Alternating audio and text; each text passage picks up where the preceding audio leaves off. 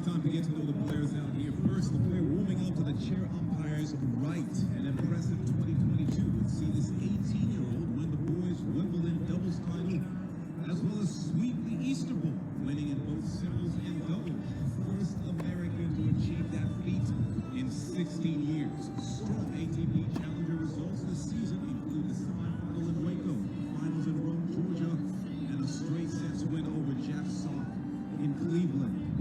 On the ATP Tour, he qualified for the Mallorca 250 event where he put up a 3-set battle in the first round against Wimbledon quarterfinalist and eventual champion Christopher Eubanks. He's from Laguna Hills, California. Say hello to Mr. Alex Michelsen.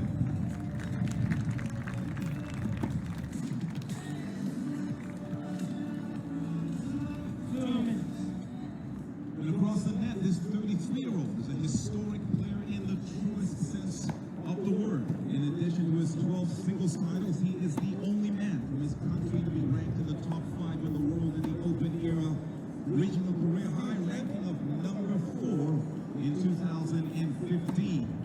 He's the first man from an Asian country to reach a Grand Slam singles final, doing so at the 2014 US Open. He's the first man from an Asian country to qualify for the ATP Finals, doing so on 2 occasions. And then, in 2016, he added to his legend by defeating Rafa Nadal to win the bronze medal for his country, becoming the first tennis medal winner in 96 years. He's here from Japan. Please welcome Grand Slam finalist and Olympic bronze medalist, Mr. Kei Nishikori.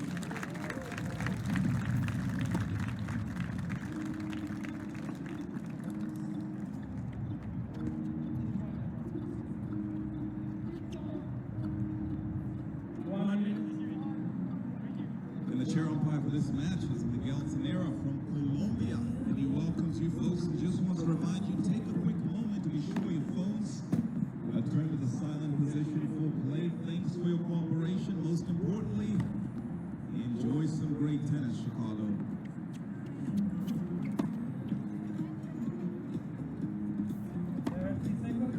30 seconds.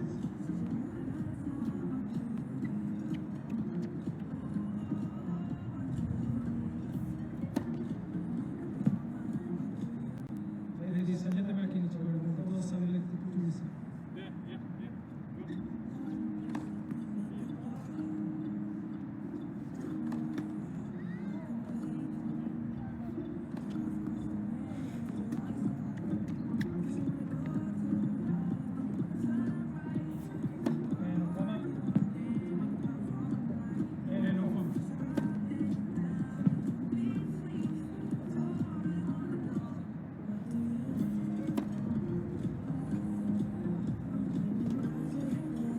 Well, good crowd on hand, not surprisingly, as the comeback for Kei Nishikori continues here in quarterfinal action at the Chicago Men's Challenger.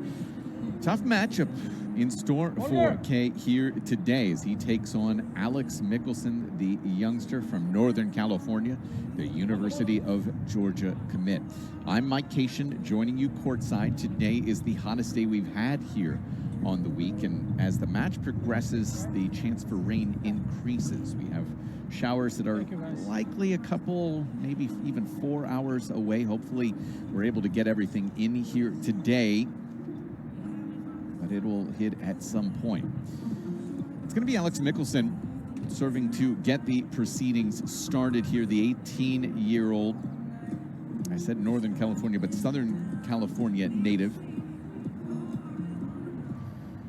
Yeah, he's going to be playing his collegiate tennis in the spring at Georgia unless that ranking gets to a point where it's a necessity.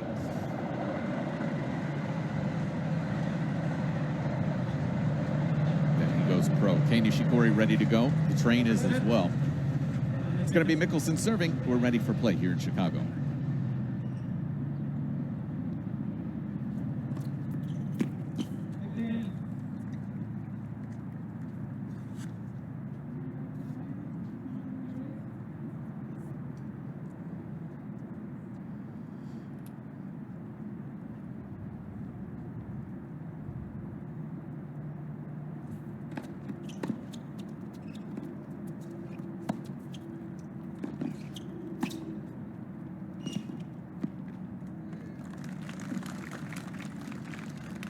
Alex is 18, 15.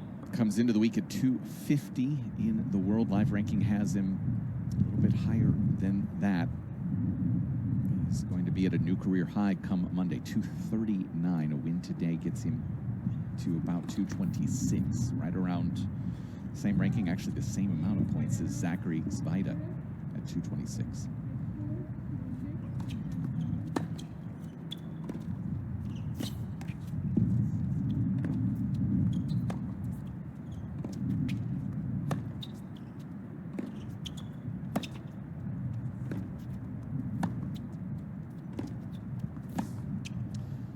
The backhand has always been 30, 50. very, very good from Michelsen. He talked to me a couple months ago just about the progression of his game. Backhand has always been the biggest strength. Forehand and serve were the weaknesses, but it's also kind of made him focus on those two weaknesses. So the forehand a little bit more explosive at this stage. That serve still not where it could be, but definite strides in that side of his game as well. 18-year-old, game points.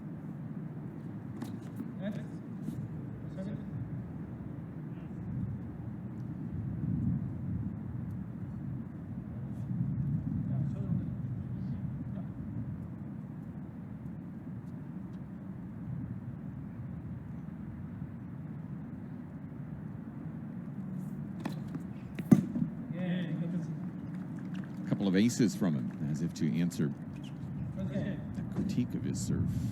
Quickly 2-1 love.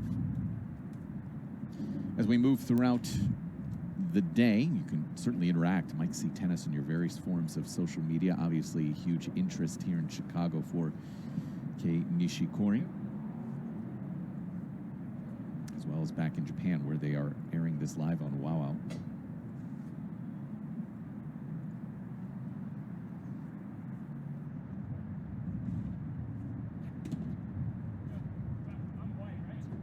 Yes.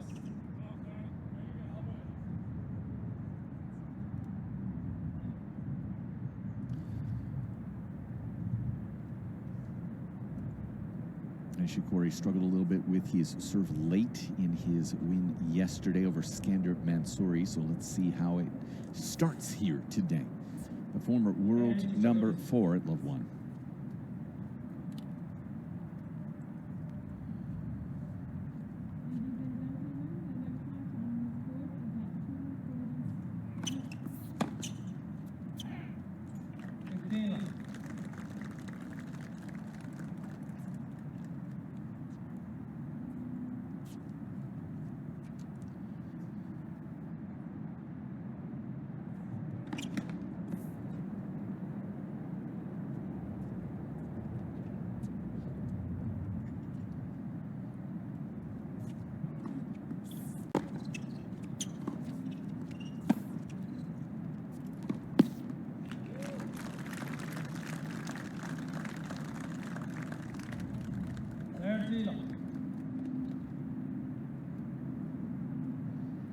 Nishikori's 33. Max Mirny is here with him officially at 5:01.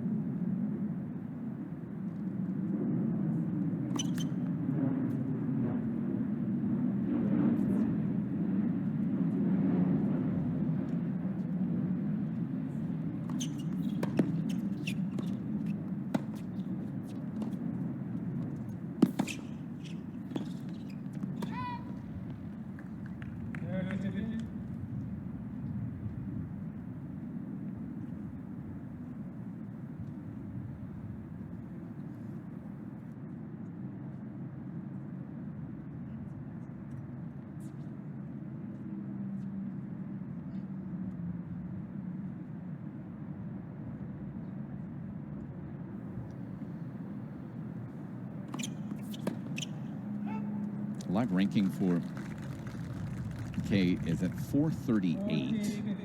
The win today gets him up to about 407, 408 in that range. He said a couple days ago that his goal is once again top 100 in this stretch, just getting the body right. He'll have opportunities, of course, to play in Atlanta and Washington over the next few weeks.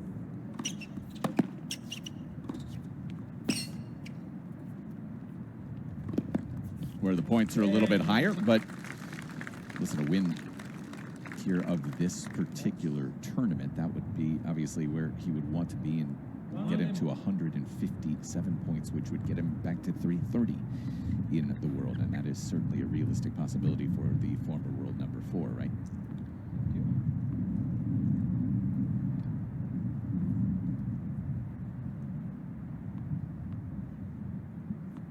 So pretty safe and comfortable.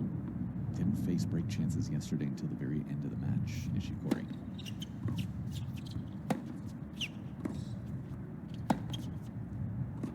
The other negative side, however, is the fact that he wasn't able to convert on break points until the very last game of yesterday's match. Michelsen, on the other side, a little bit easier yesterday over Kovacevic. 4-1.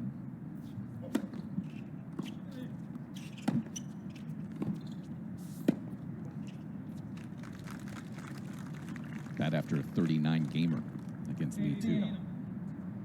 Reason this match is being played at 1 o'clock is because of the fact that Michelsen is involved in the doubles semifinals later, so this match has to go first.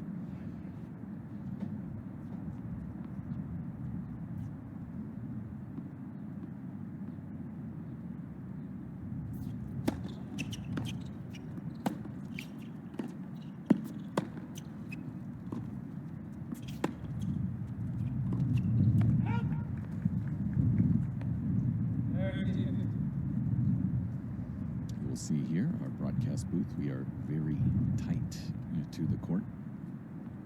Both players using this area for their towel storage, so we will honor that space as best we can.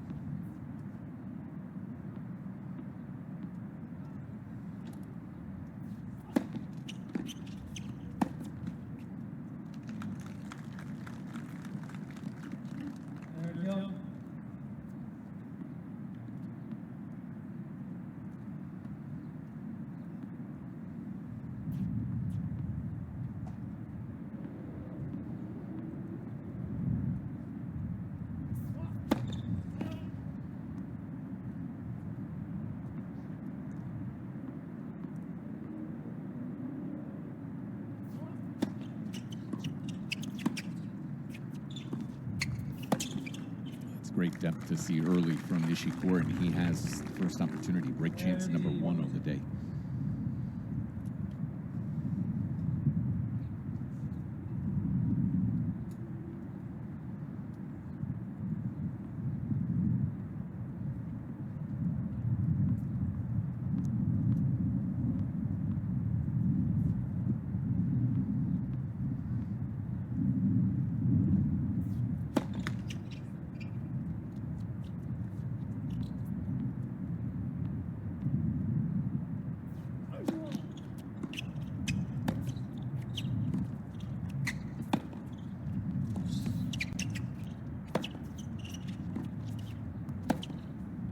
Well, after going just 1 of 8 yesterday on his breakpoint chances and not finding joy until the last point of the match, Nishikori this time has an early break. He leads 2-1. You're watching live streaming on the USTA Pro Circuit.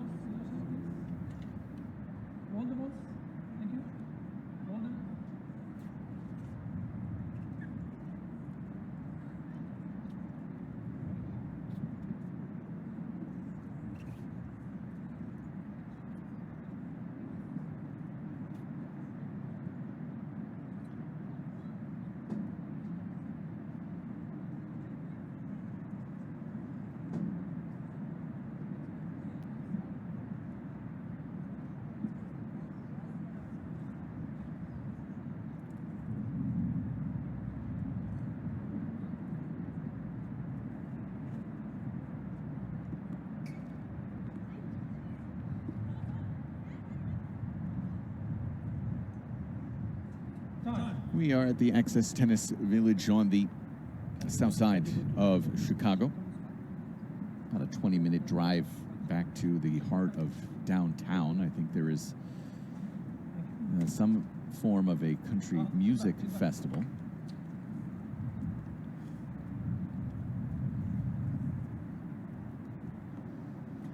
I don't know if Kei or Alex in particular are going to be checking out the music tonight. I understand some of the bigger names are playing here this weekend, so likely means it's going to be traffic filled. Sun is problematic on the north side right now. He serves at 2-1.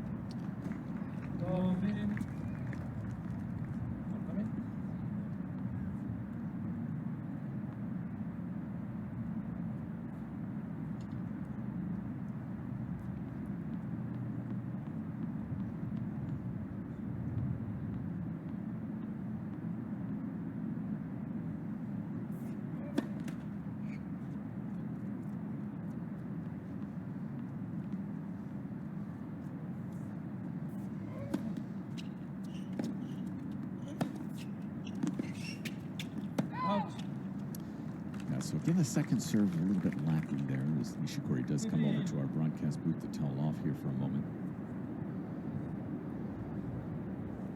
It's always an interesting dilemma as a broadcaster. We judge here on the USTA Pro Circuit. We try to judge and commentate based on an average level, how a player is playing versus their average level, right? It's hard to really do that with a man of his stature, former Grand Slam finalist.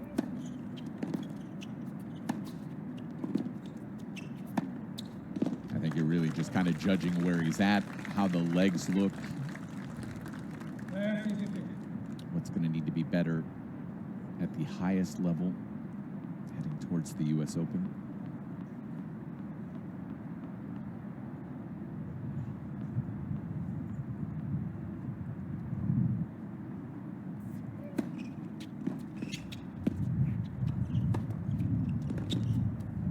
It's obviously pretty big as well that during this comeback, he's already gotten a title in Puerto Rico. His first tournament back.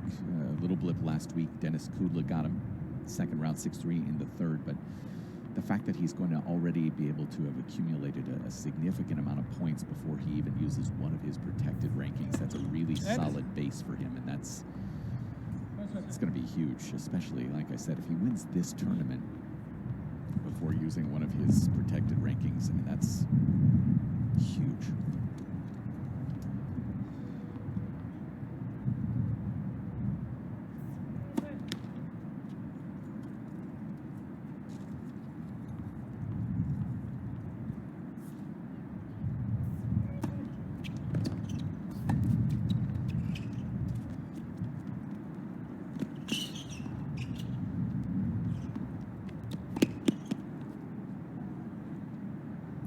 Perfect from Michelsen, about an inch inside the baseline on that lob. Thank you. Thank you. Sir. Sir, thank you. I don't think that man knows he has to give it back, which is a rule I want changed, but that's a topic for a different day.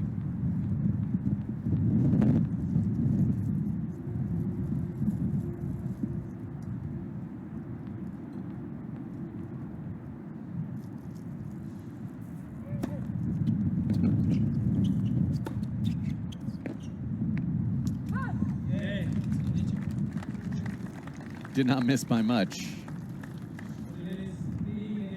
But Nishikori is able to consolidate, get it to 3-1 here in the first. Yeah, so the wind has become much more of a factor. And again, as the day progresses, showers and thunderstorms are going to pop into our forecast. We had a blip of rain that caused our matches to be delayed earlier today by about 15 minutes. Started at 11:15 instead of 11 o'clock.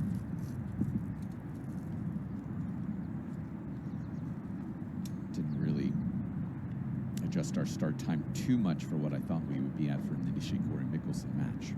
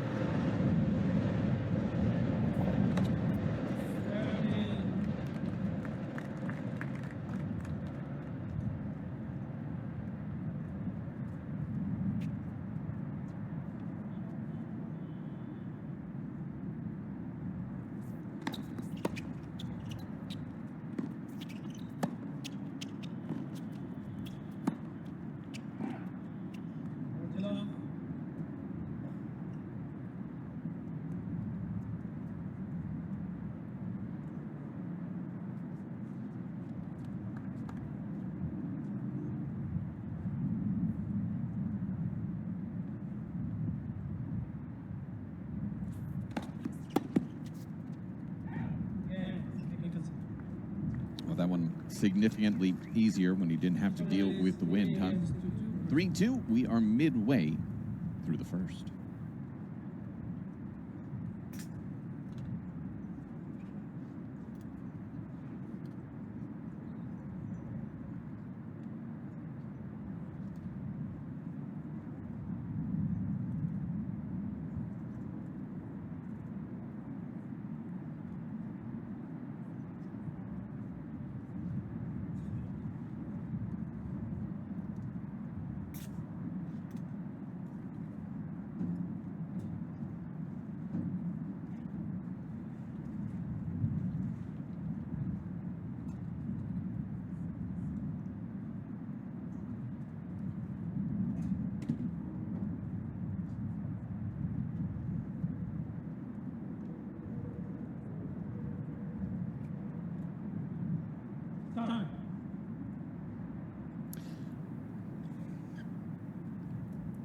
Bit of a housekeeping note, the next doubles match here, Jung and King taking on Levitas and Mansouri. That will be a 2:45 start, so about an hour from now. That match start time was dependent on Jason Jung, who did just lose, unfortunately for him, straight sets to Shimizu Yuta, another Japanese player left in this draw. Could be an all-Japanese final. Nishikori 3-2.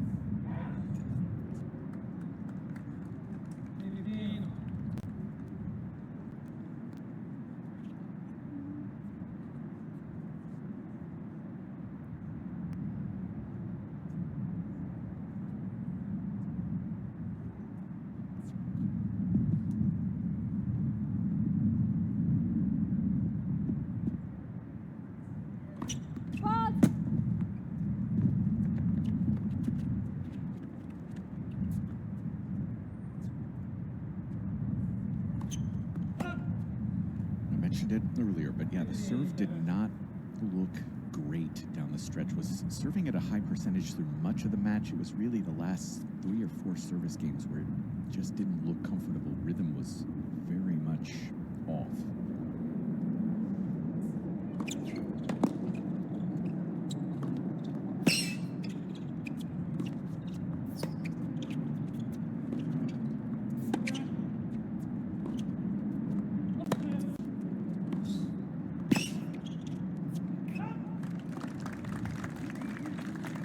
That's one of those points where I think I want to see Michelsen go. Trust that back in. I think that's really the key for me, is to see him stay in that backhand to backhand trade, even though, yeah, I know it's Nishikori. opposite side, but don't get yourself out of position.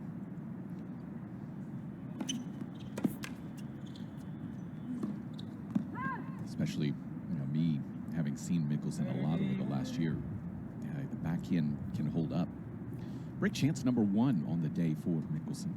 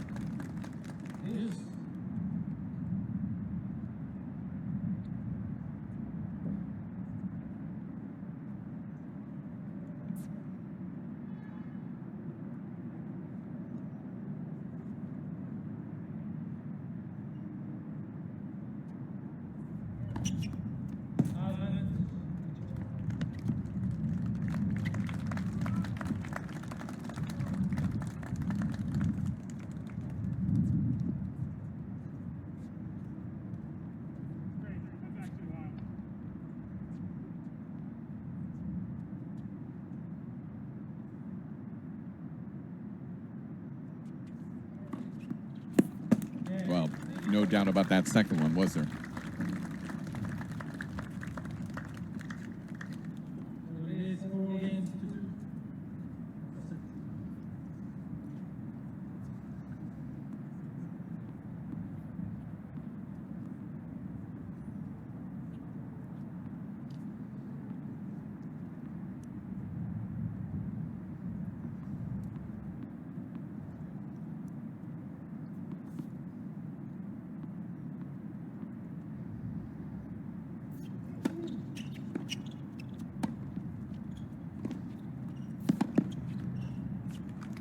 Michelsen's going to get a chance to be back out on the grass next week. He is going to be in Newport. Is in the main draw. Some wild names in the qualifying draw. Peter Polanski using a protected ranking to sneak in. Donald Young's going to play. Matija Pensotic, the investor / former college star who stunned the world in Delray Beach earlier this year. He'll be in it.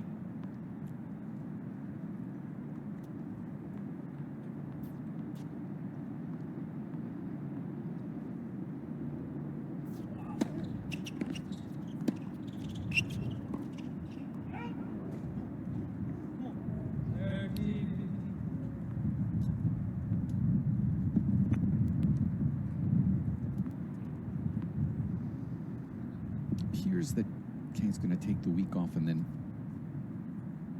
get ready for Atlanta and Washington over the next few weeks, which makes all the sense in the world. 2 weeks of action here. Bloomfield Hills last week and then Chicago this week.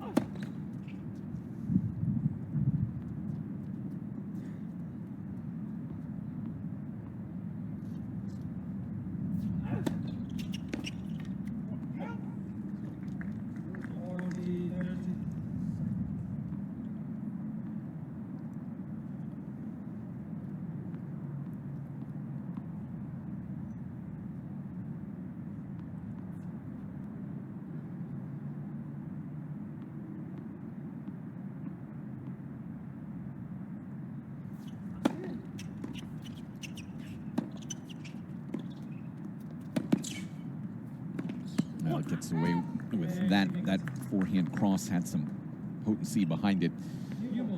So Michelsen finds another hole, gets it to 4-3 into the ball change here at the Chicago Men's Challenger.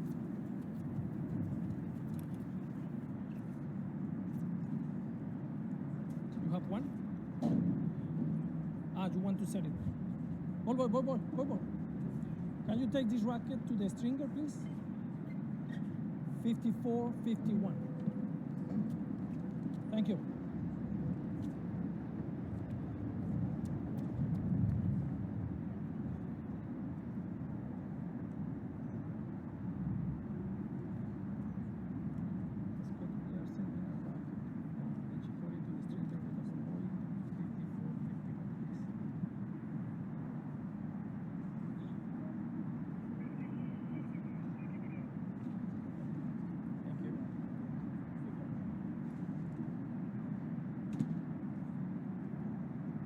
So a couple of rackets sent to the stringer. Again, it is significantly hotter today than it has been at any other day this week. We did have one day completely indoors, that being on Wednesday.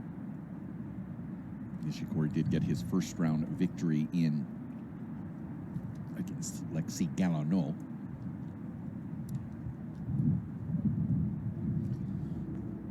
Straight sets for that one as well. He's only lost 3 sets so far in 9 matches in his comeback. Has the new balls, will serve at 4-3.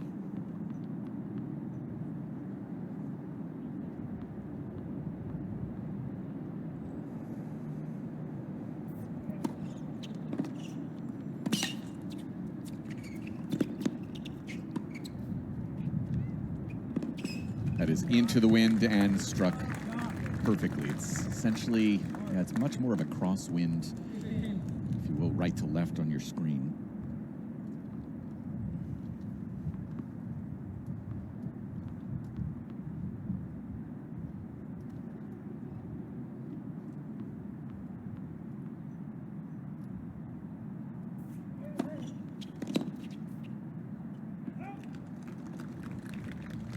Serve percentage staying high, and maybe a little bit more efficiency.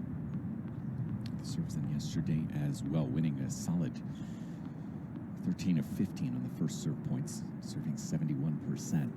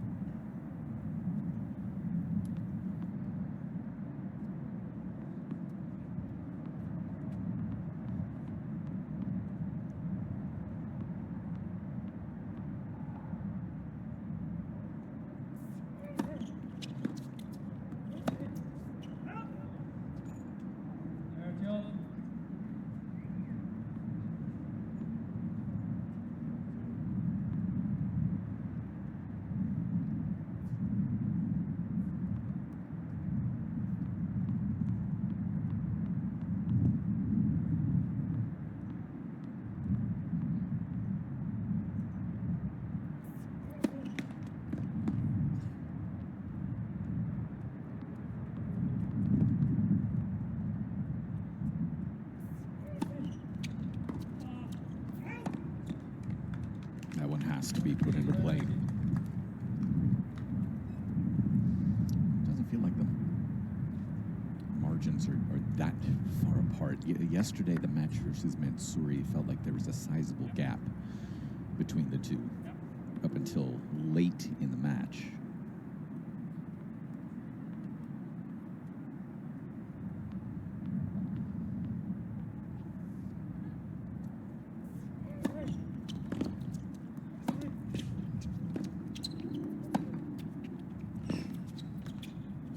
Forehands got away from Nishikori in that game, but still finds a hold to 5-3.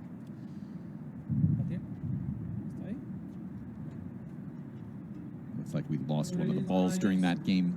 Trying to get that sorted out. One of our lines people. But Nishikori 1 game away from a relatively routine first set.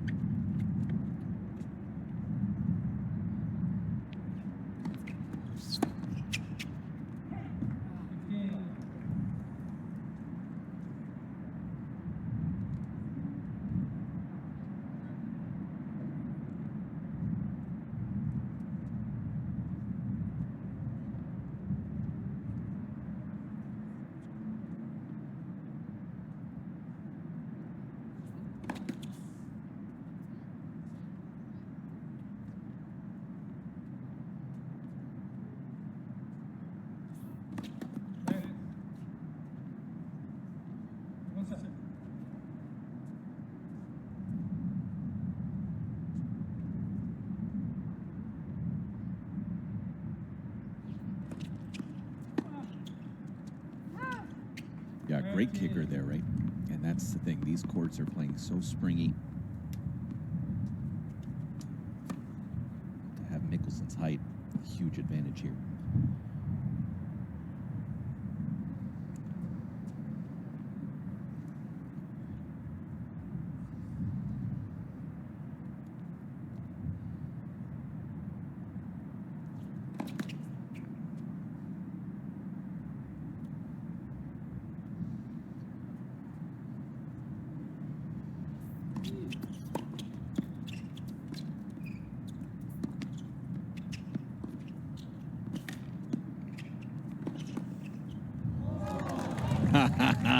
Absolutely. All one contact, all one swing.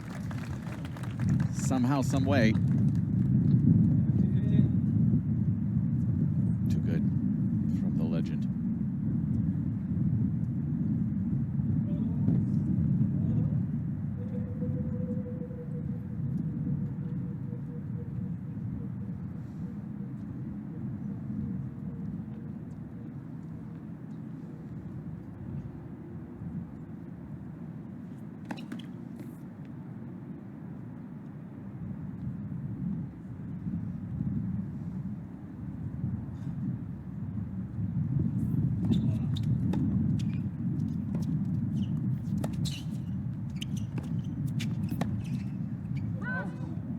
It's a little thing, but Alex, I think, is struggling a little bit with the wind. There have been multiple times where, I don't know, the feet are not adjusting and making those little last-second adjustments with the wind being as much of a factor as it is today. And that was one of those moments, right, where it just didn't look comfortable for him.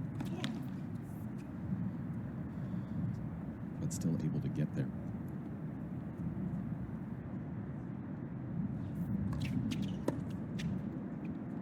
Takes care of business, forces the issue. Gets it to 5-4. It'll be on Kei's racket when we come back here in beautiful Chicago.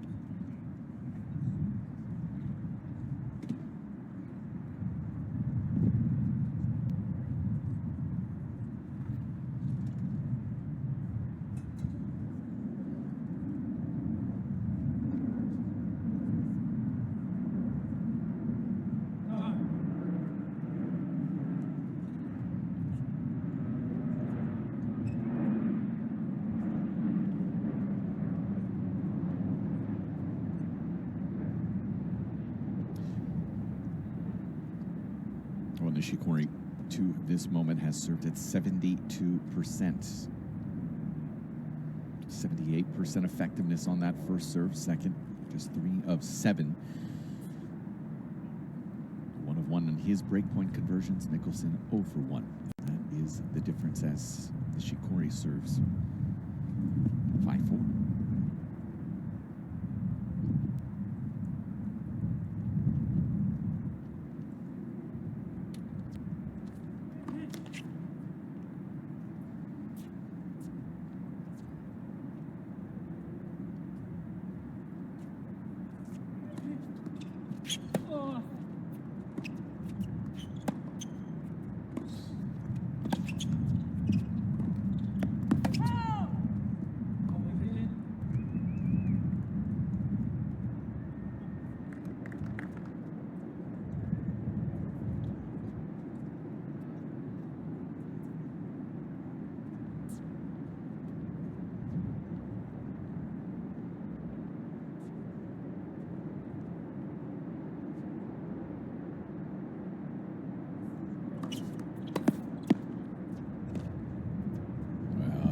Right on top of the baseline, that return, and now the opening is gigantic for Michelsen.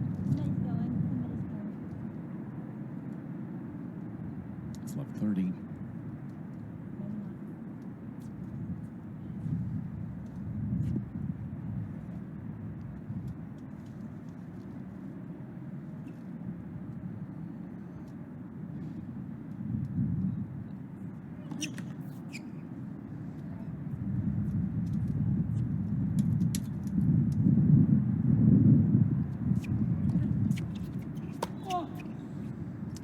So that's one of those moments where the wind is all over the place. It is just swirling.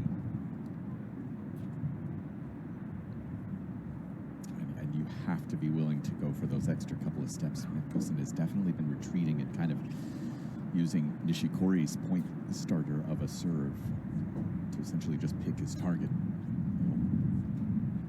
Medvedev, Nadal-esque.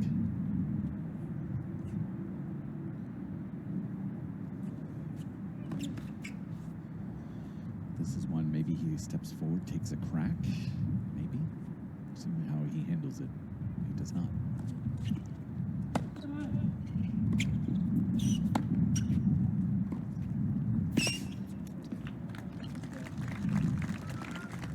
I think it's there for him if he wants it.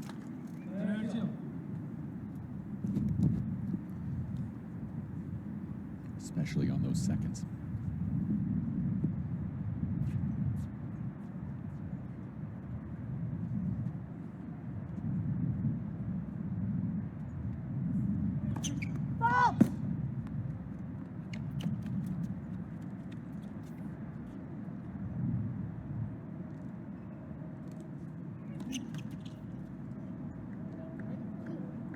Second break chance of the set for Michelsen after a second double fault from Nishikori.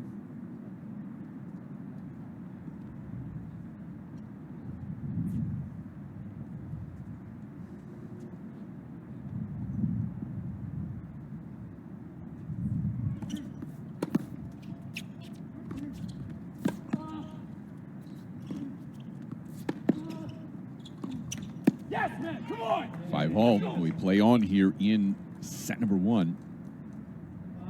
So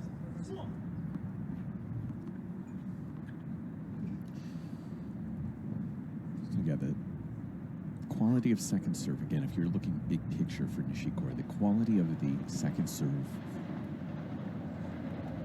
and some of the offensive forehands have just been coming up a little bit lacking.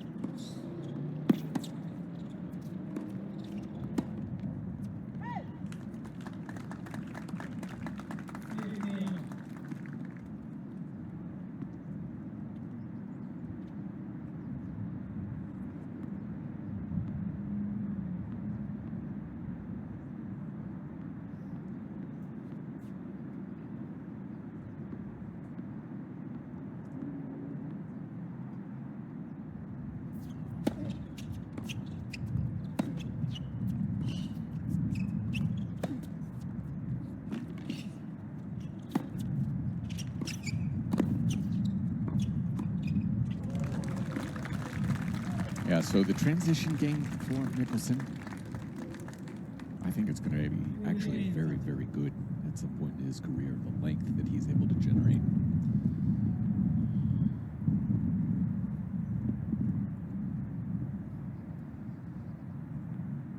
That wingspan as well, maybe not trusting in it at this stage of his career, but that is for 18, 19, 20-year-olds at this stage in this sport, that is standard.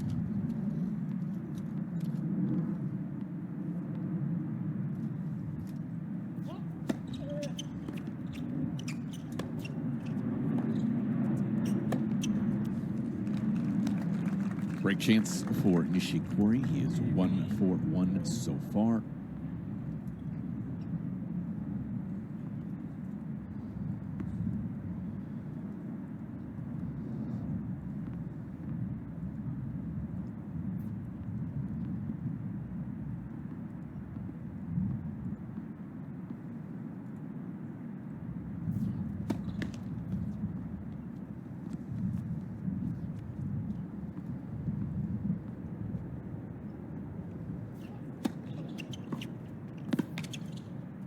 How about that?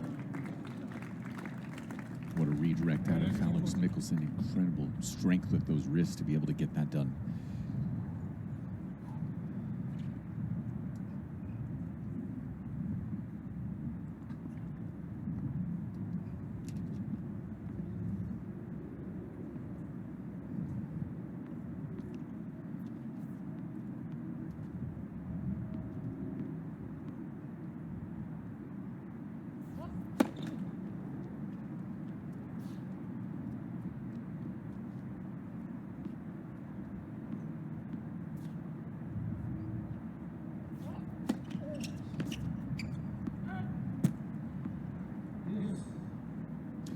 Yeah, again, big picture for Nishikori. Those are the moments you're looking at, right? How you handle pressure spots, how you handle closeouts, how you handle break chances. And yeah, he'll be likely extraordinarily disappointed with those two particular points.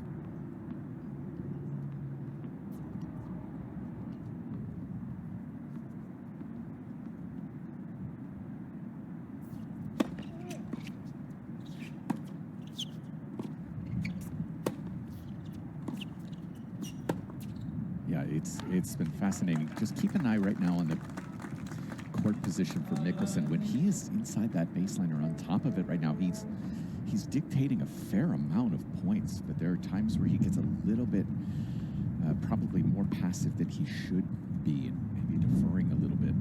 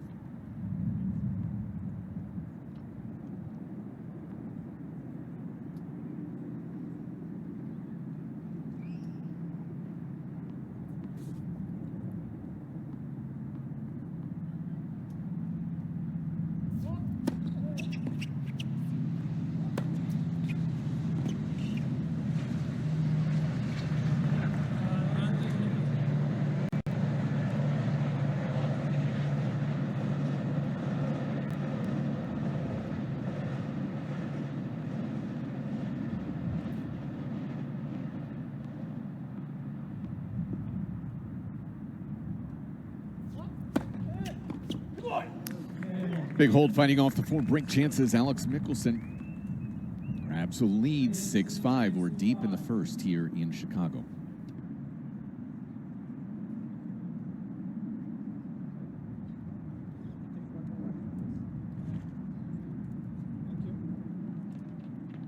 Thank you. Same.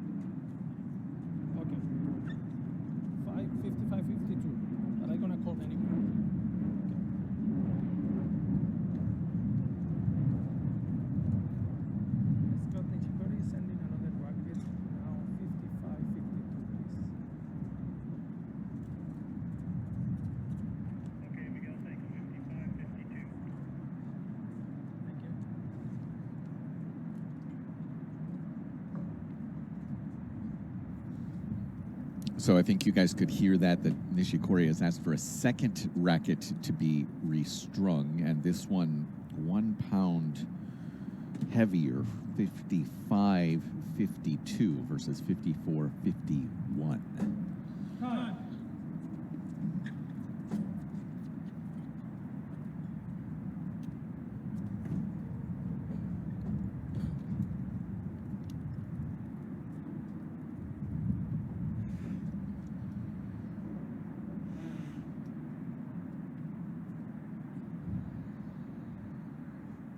Obviously just trying to find a little bit more control, especially so on a windier day. Last lead that Michelsen had was at 1 love. Now suddenly Nishikori on the wrong end of it, scoreboard pressure against him. Serves here at 5-6.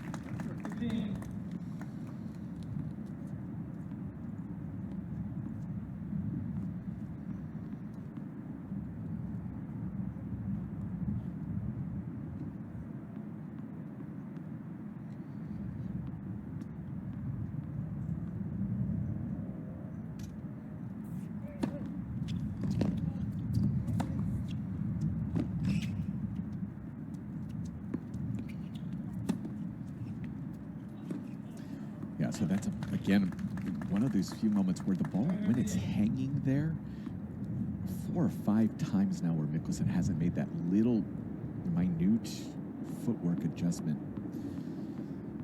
with the wind causing as much action as it is.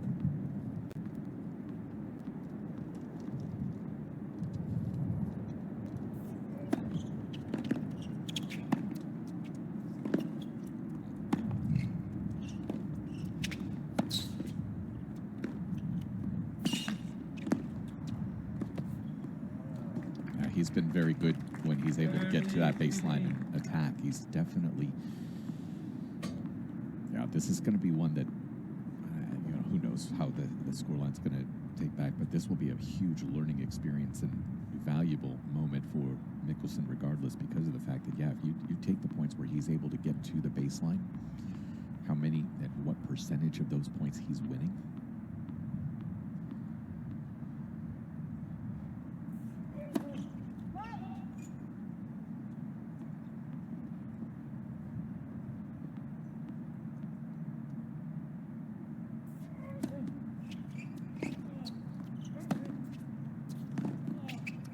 Part of the negative component of that is that the return position is often very far back behind the baseline, so hard for him to do much offensively from back there.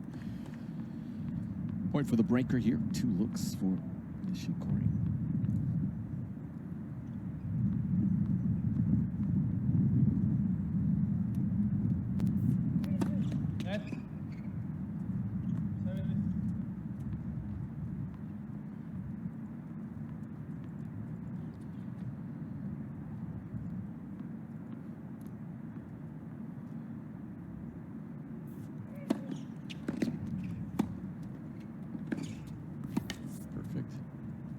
Yeah, that's, I mean, that is a rocket.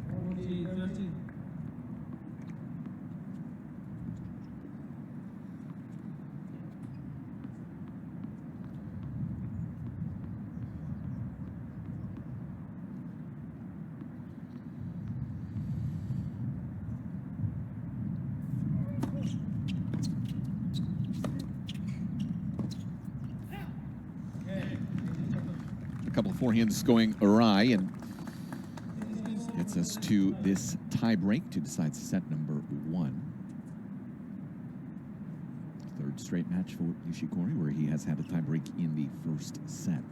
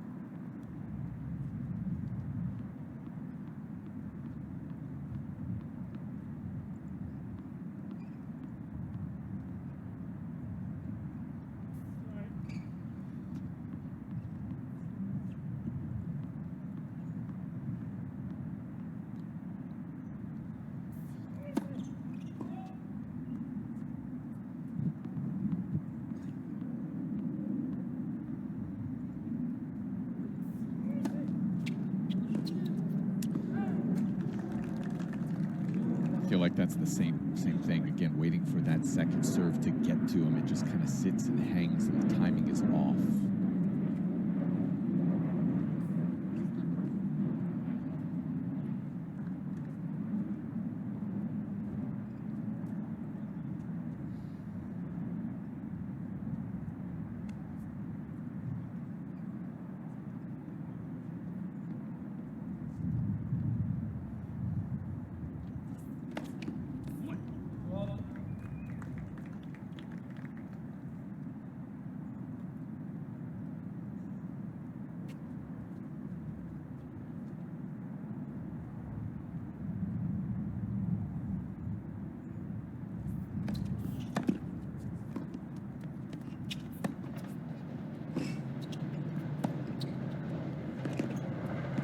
Definitely does feel like it is very much about that court position, who's able to get that first bigger offensive strike. There it's Nishikori starting with a huge return, and he grabs first mini break to 3-2.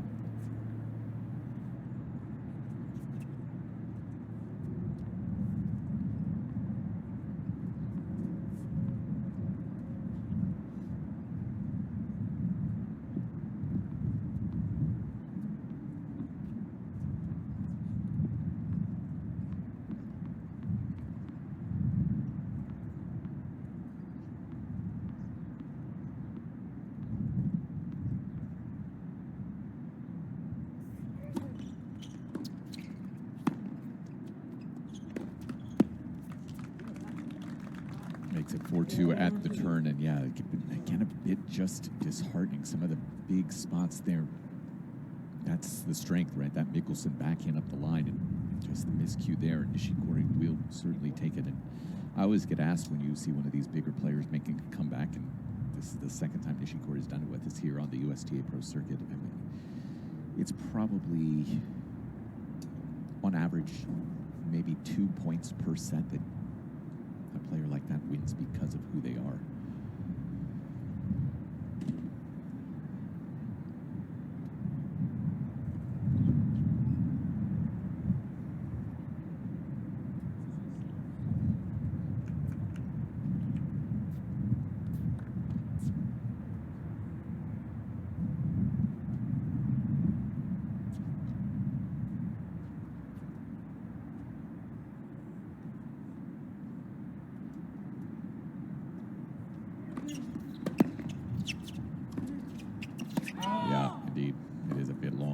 Forehand got away from him.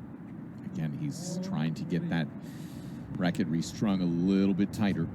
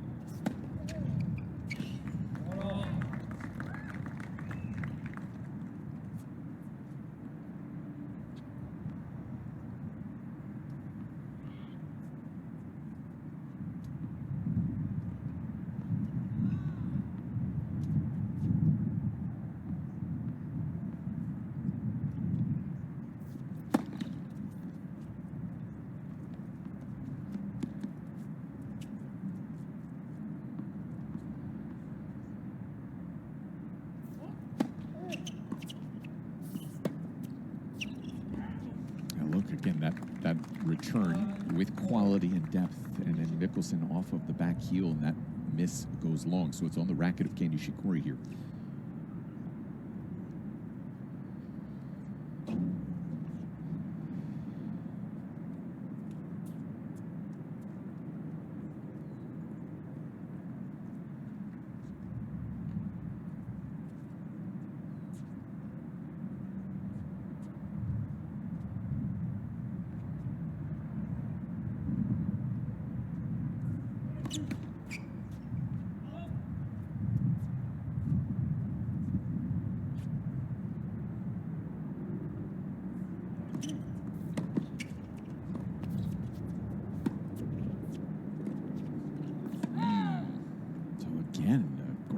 gets away from Nishikori. Back on serve now.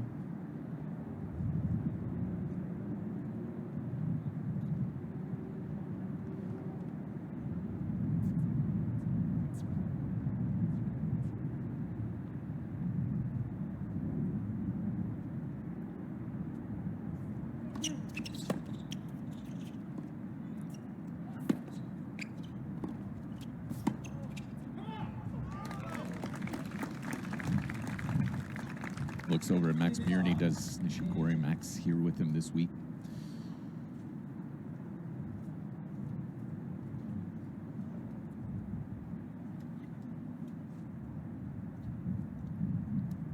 Does eventually get the set point. Yeah, first time we've had to hear him with a come on the day and actually on the week.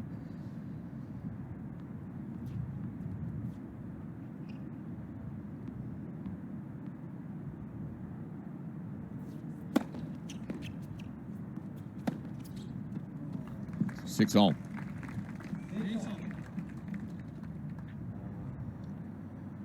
Gonna let Alex grab his towel here.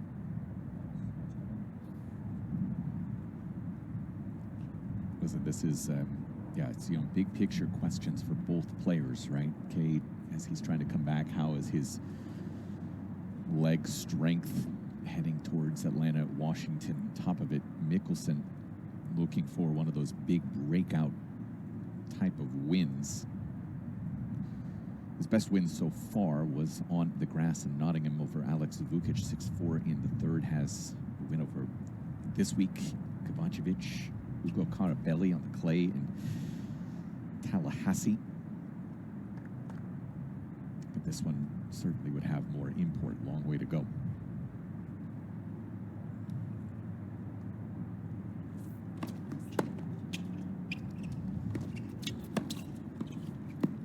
Clean with that volley.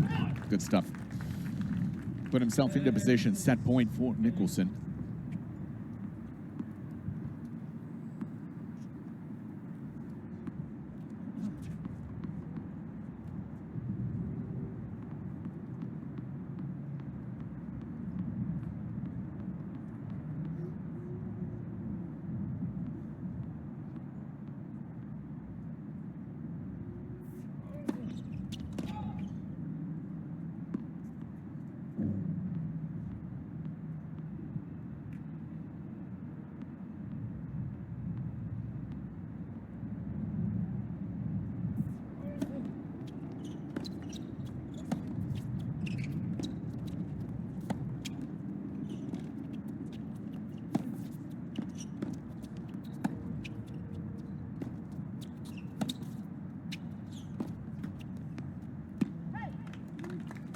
Really guiding that ball down the line instead of actually swinging on him.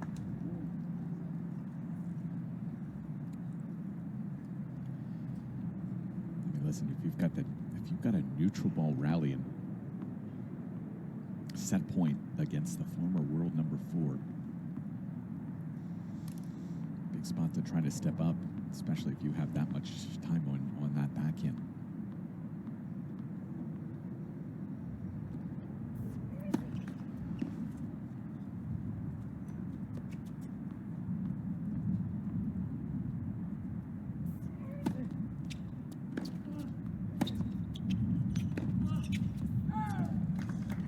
So 2 misses off that backhand wing and back-to-back points. 8-7 and a set point, number 2 for Nishikori.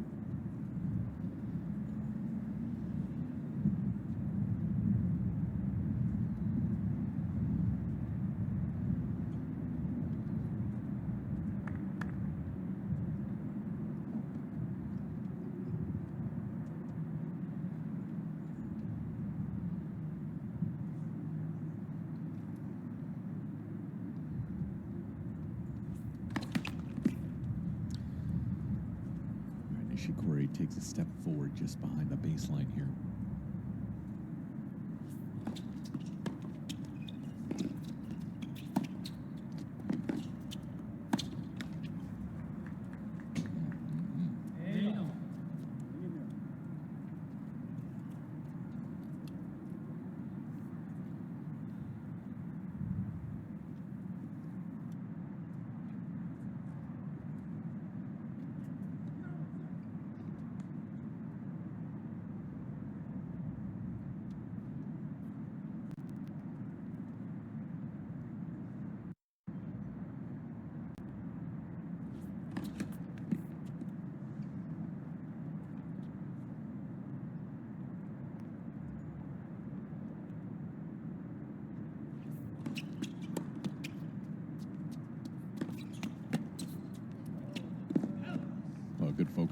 by Michelsen to come up with the goods there. That ball, again, knuckling in this wind and just moving all around. Now a second set point for Michelsen.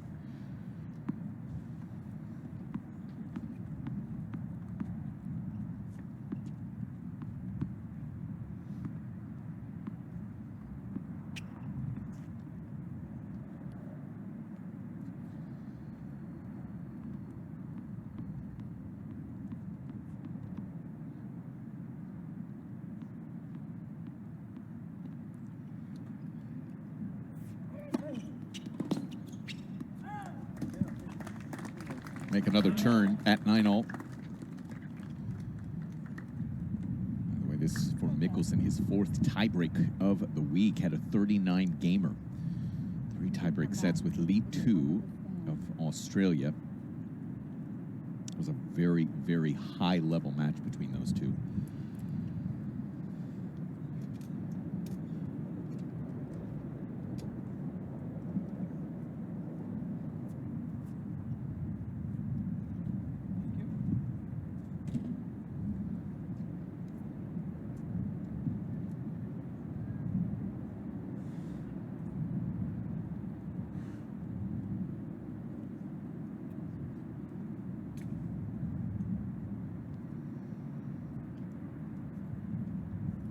Breaks since we traded them to 5-all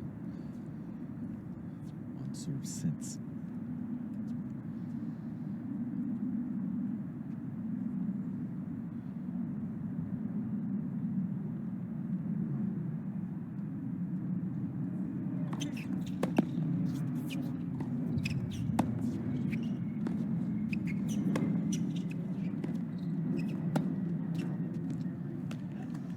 Got into the body once again.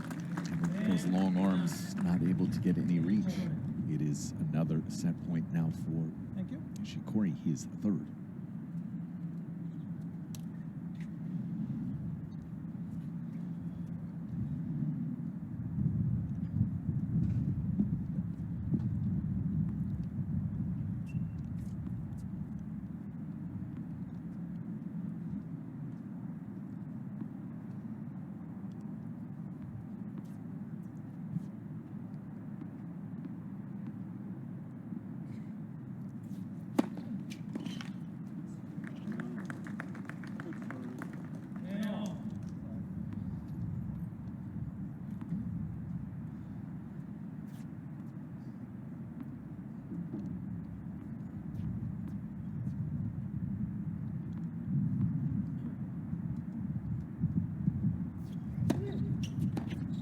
Huge. 2 free points out of Michelsen, 11-10, and now his third set point.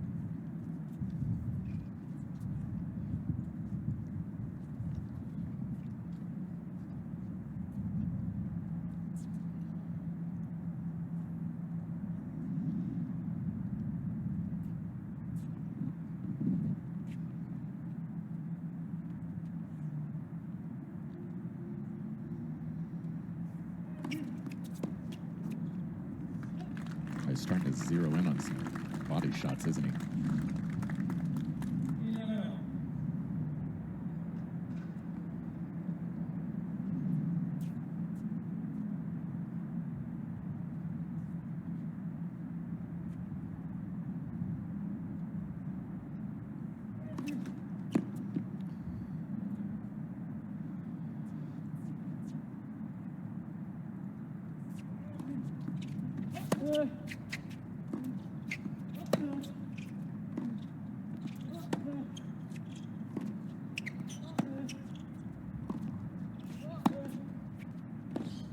Yeah, there it is. So you see how he hit that backhand instead of the one we talked about earlier, the guiding of the backhand up the line. That one had more intent back behind it.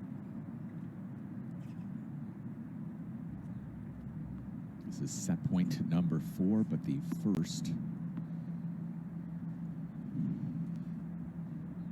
on his serve.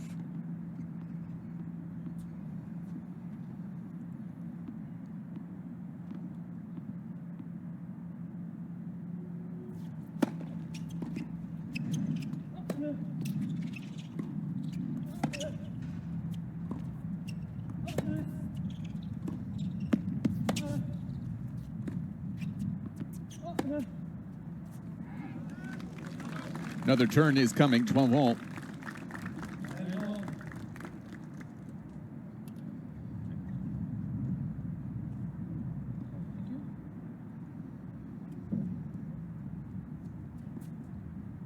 Yeah, just slight bit of tightness there from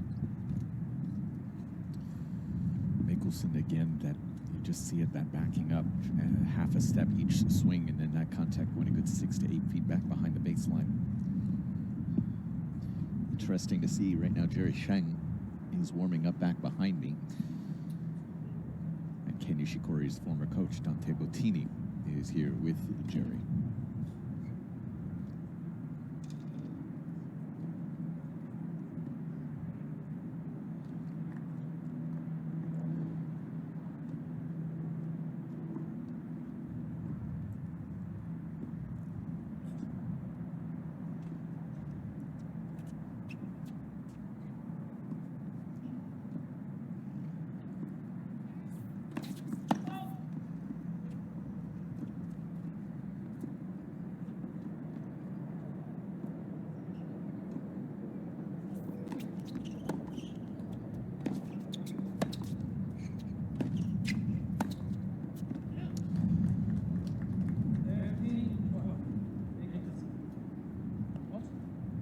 This is his 5th set point.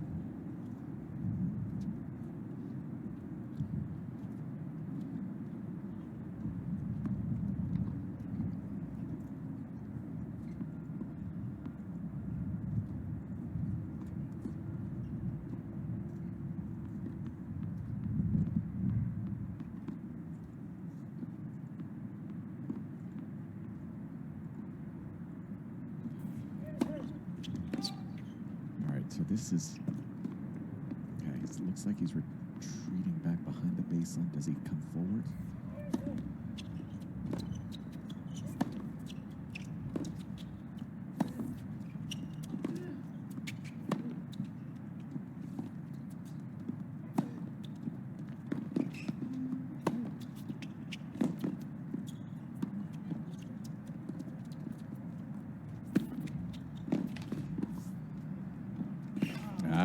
Just past that lanky arm. Nishikori survives. And now 13 apiece.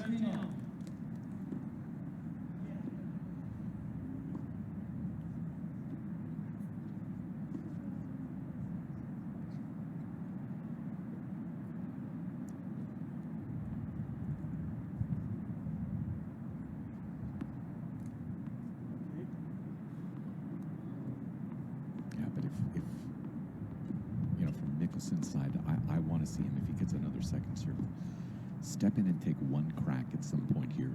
There have been, I think, 2 opportunities on seconds on his 5 set points.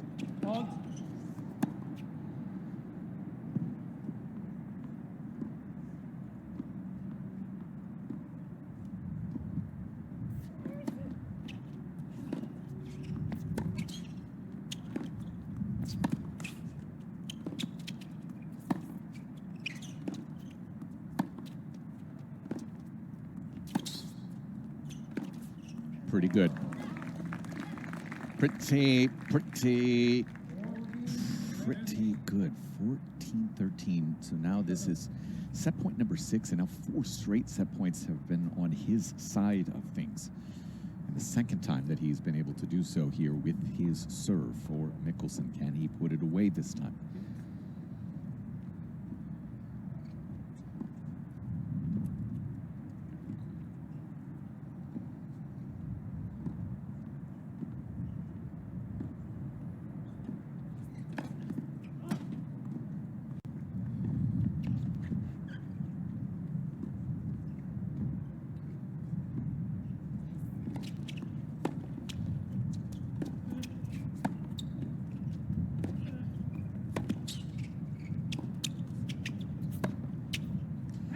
Well, pretty electric tie break, and it's won by the young American. Alex Michelsen takes set number 1 from Kei Nishikori. 15-13 in the breaker. You're watching live streaming on the USTA Pro Circuit.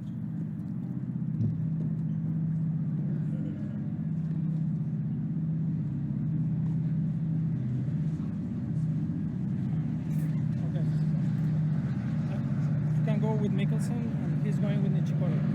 I need two. One with Nishikori and the other one with Michelsen.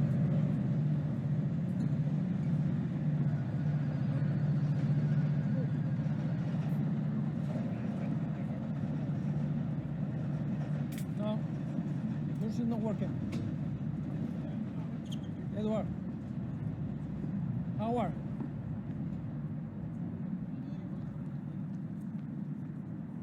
Frankie, Howard's radio is not working, then try to cover two. I think that Howard's radio is not working, then try to have one eye on both.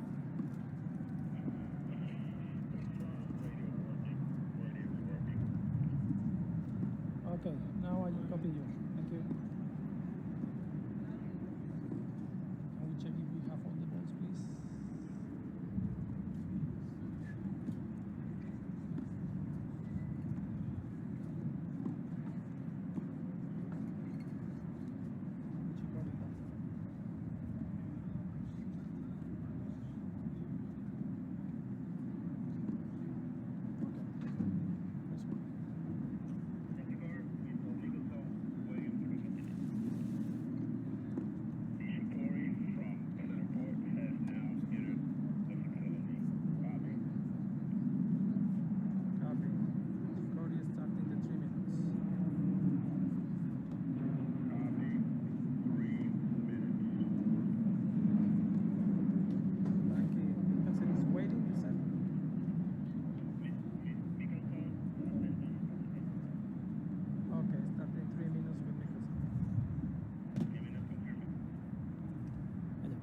Sacan allá, tú vas al otro.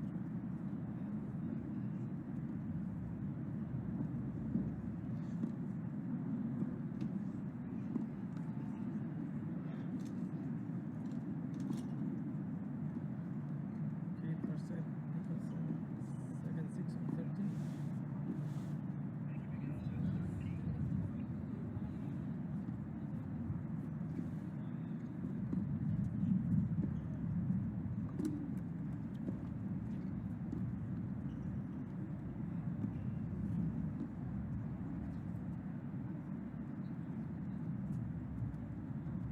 Center court, 2 minutes remaining for Nishikori.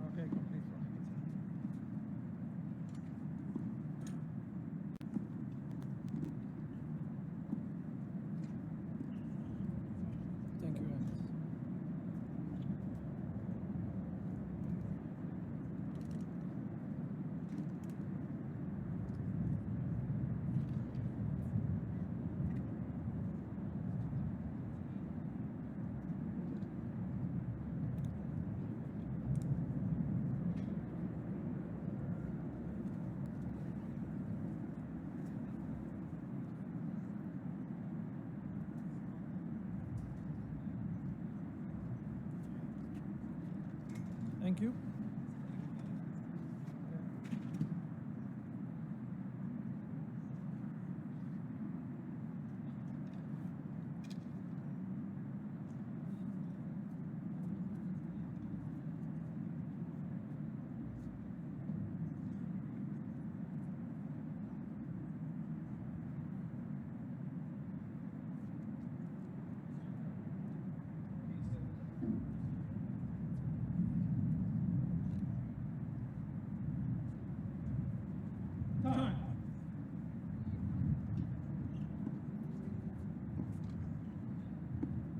crowd settling back into their seats as well after that epic tiebreak, 15-13.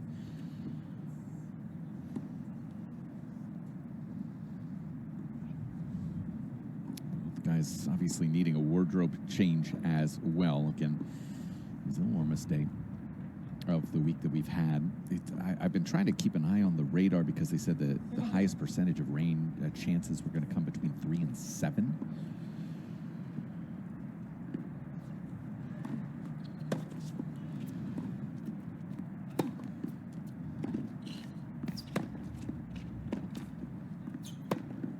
Well, that looked like an actual point, didn't it? Well, that's pretty good.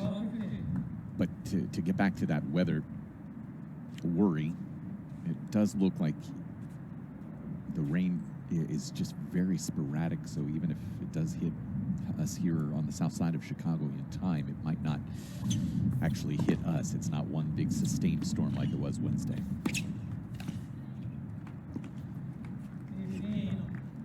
On the Nishikori side, obviously this is kind of where you want to say, all right, what do you got in terms of a comeback? Do you have that here at this moment, third match in 3 days? Do you have the legs to go another 2 hours here to finish and just make sure that that is part of the arsenal?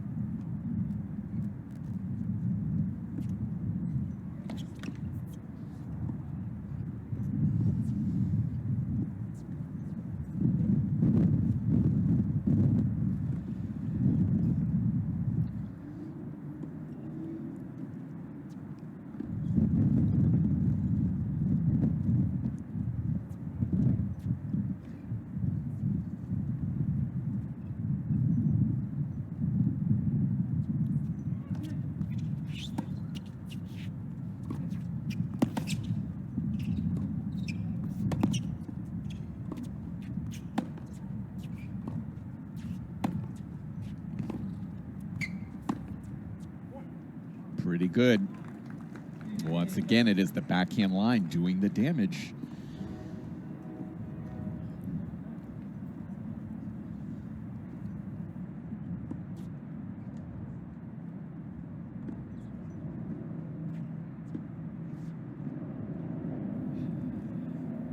Yeah, that backhand line is,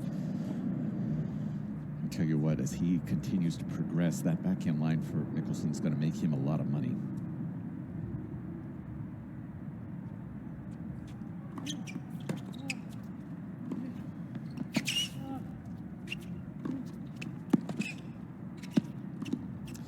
Really good control by Michelsen to make Nishikori come up with 2 more. Okay, up to the task, trying to avoid the disaster of the early break here in set number 2.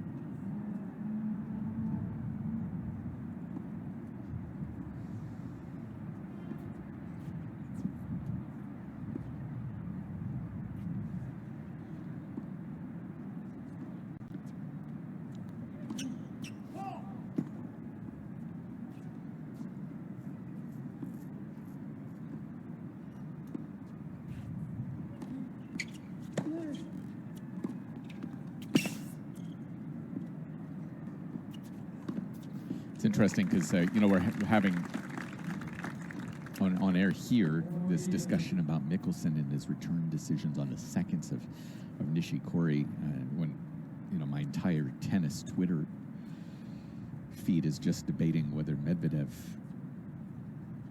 should step in a little bit more on those returns earlier in the day in his semifinal with Alcaraz. Different beasts, right?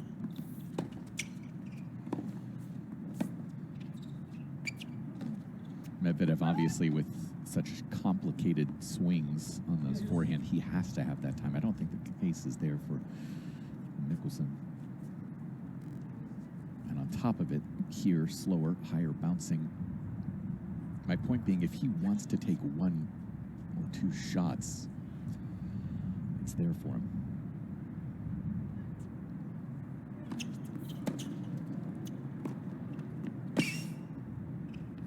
Interesting. Yeah, took some time away and got away with it.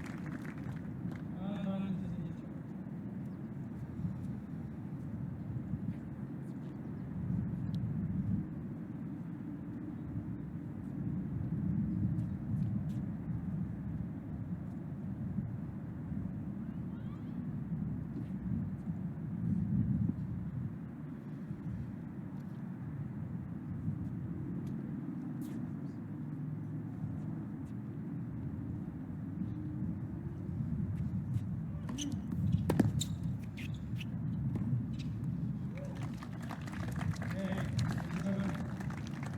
yeah, again, avoiding that disaster. One love here in the second. This is match 2 of 4 here on our center court at the Chicago Men's Challenger at the XS Tennis Complex on the south side of the city. Marc Layol and Giovanni Pesce-Pericot coming up next. That is a match I know that the Layol camp was taking a long, hard look at the forecast. They definitely wanted to be playing that one outside, windy conditions, slower, higher bouncing as well, versus the big man who's going to be dropping some bombs here today. And then technically not before 5 o'clock. I don't think we'll start anywhere near 5. But Ethan Quinn, reigning NCAA champion from the University of Georgia, taking on Jerry Shang, 2 youngsters in that one, guys who played each other in juniors in years past. I'm Mike Cation, Mike C. Tennis on your various forms of social media. Thanks for keeping me company along the way here in Chicago. A reminder for those of you watching on Tennis Channel Plus, these ATP Challenger streams are available every single week. Every Challenger around the world streamed for free on Challenger TV, and we appreciate Tennis Channel being a part of it here this week in Chicago as Michelsen serves at love 1.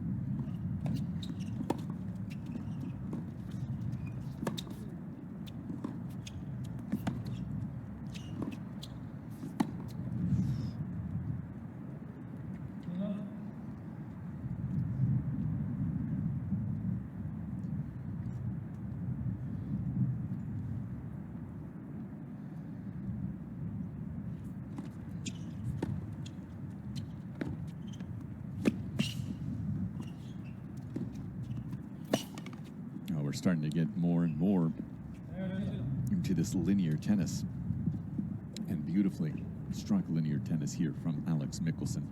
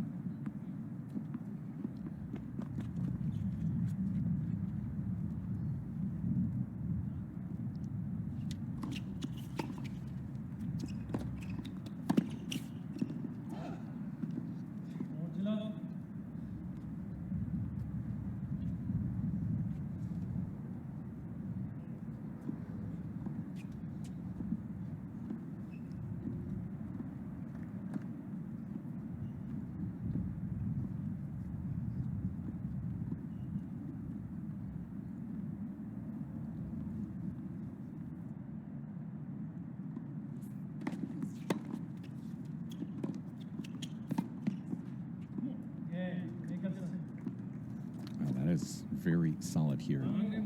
Yeah, it's in another match against somebody maybe first or second round. You go here very aggressively after that early break in the second to leave no doubt, right?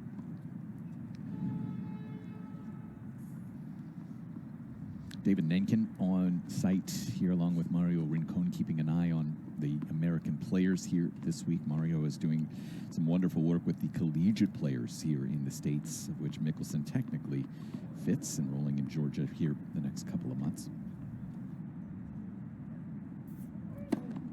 15 love. Nanks has certainly coached against Kei Nishikori for many, many years.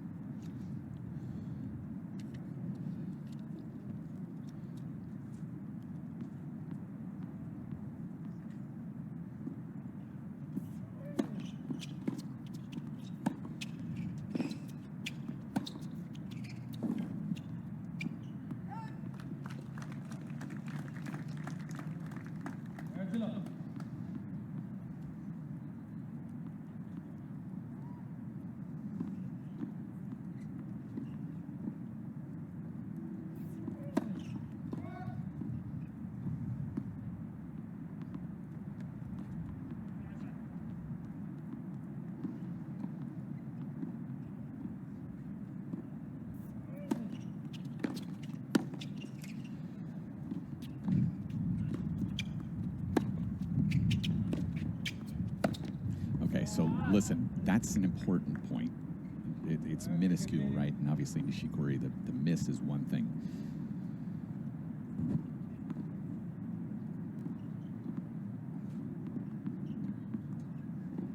But yeah, one time he's taken a big cut and goes right back into Nishikori as well. So listen, that's important because, again, building that trust in that return in one of the big spots, right?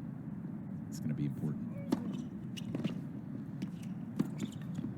Especially if we get to another tiebreak, if we get late in the set or on serve, you know. So Deuce in his last service game, 30 all here on the Nishikori serve.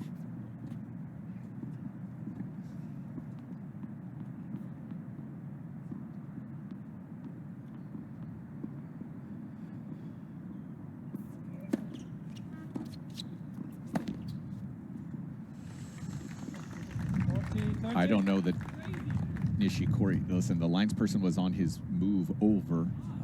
I couldn't see it myself. But that's a big spot. Regardless, I don't know that Nishikori's convinced he made it.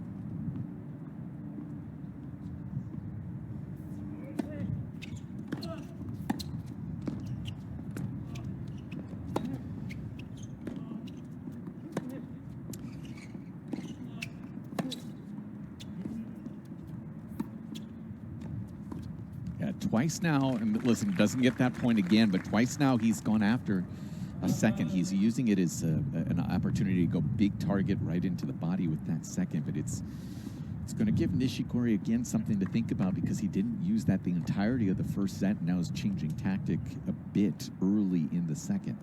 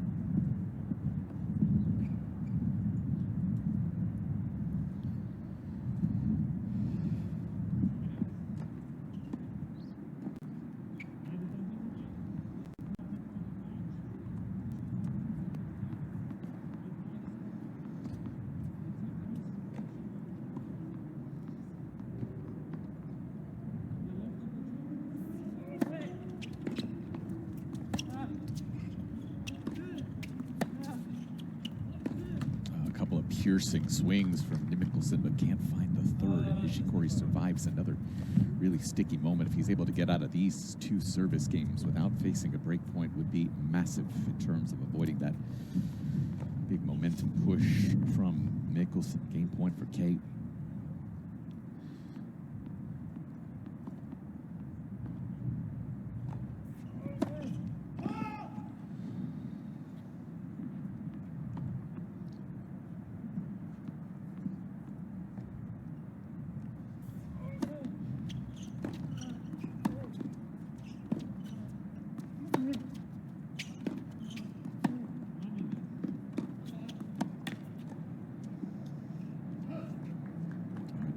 Definitely have hit a period where it is Michelsen dictating pace of play.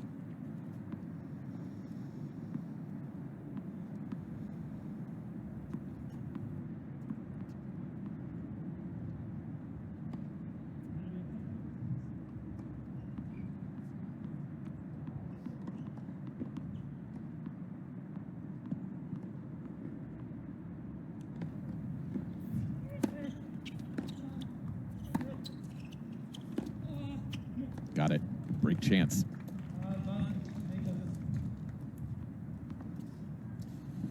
And Nishikori is really slowing things down right now.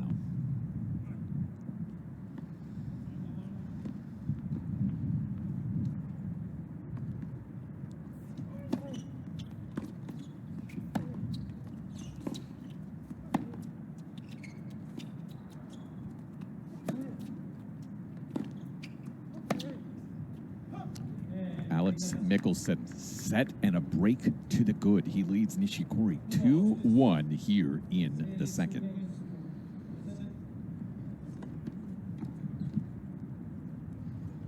Bring the balls, please. Thank you.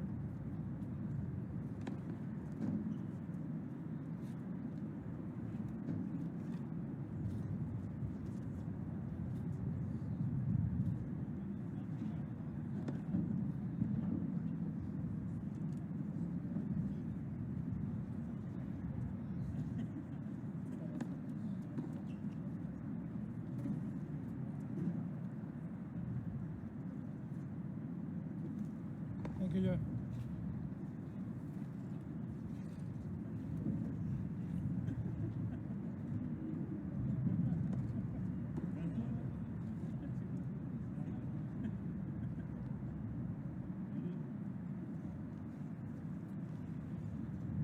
Some housekeeping for you as we will continue, obviously, here on center court. There is doubles, if that is more to your liking. Jason Jung and Evan King have taken the court. They're taking on Michaelis Slabides, former NCAA doubles champion, while at the University of Tennessee, he's partnered this week with Skander Mansouri, who was last night's opponent for Kei Nishikori on the singles side. Mansouri accounted very well for himself, but Michelsen to this moment accounting a little bit better. Obviously, this pro Nishikori crowd very firmly getting behind Kei as he's switching rackets here.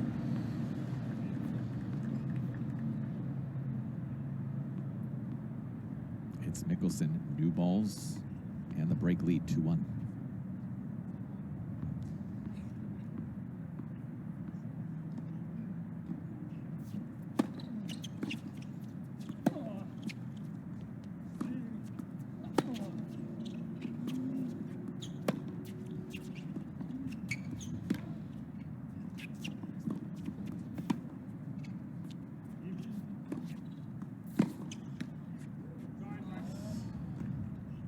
Insult to injury. Yeah, I think if you're in the Nishikori camp here, number one, you want to make sure he's healthy and not pushed too hard here. Only we can tell how the hip, the ankle, both responding.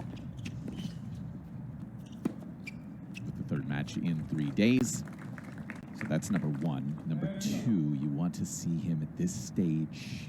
You know, this is where you'd want to see a little bit more aggression from him to get Michelsen backtracking. You know, does he have that in him right now?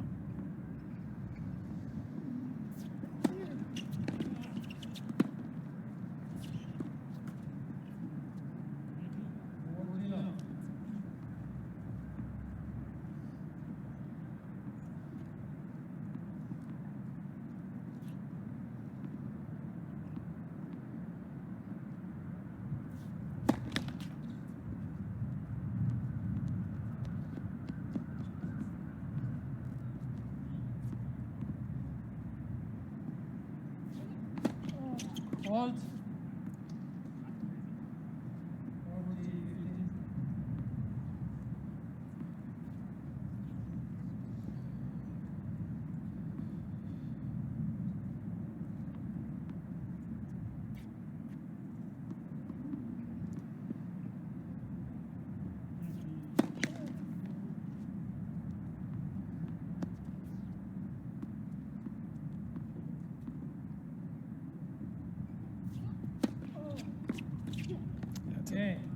Disappointing miss for Nishikori, to say the least. Just one return point for Nishikori so far in this set. It's on that double fault. 3-1.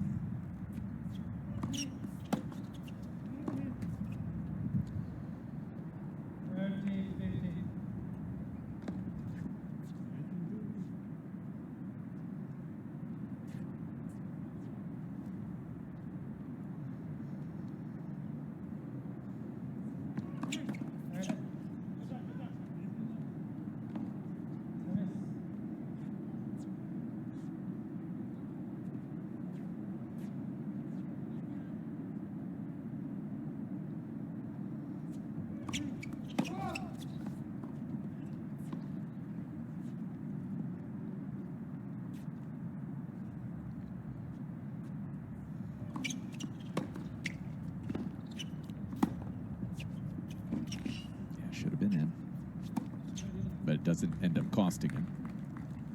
Now this becomes the big moment. I want to see how, frankly, at this moment, I'm much more interested in how Michelsen handles this spot than Nishikori.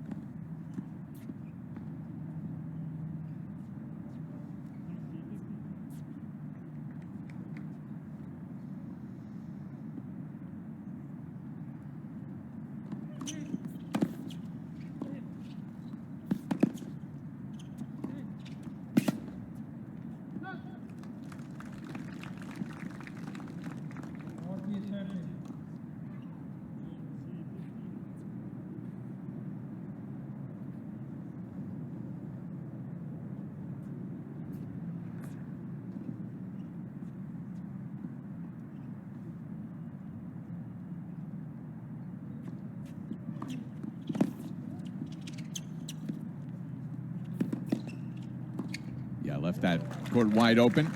Good decision from Nishikori to retreat, so keeps it tight.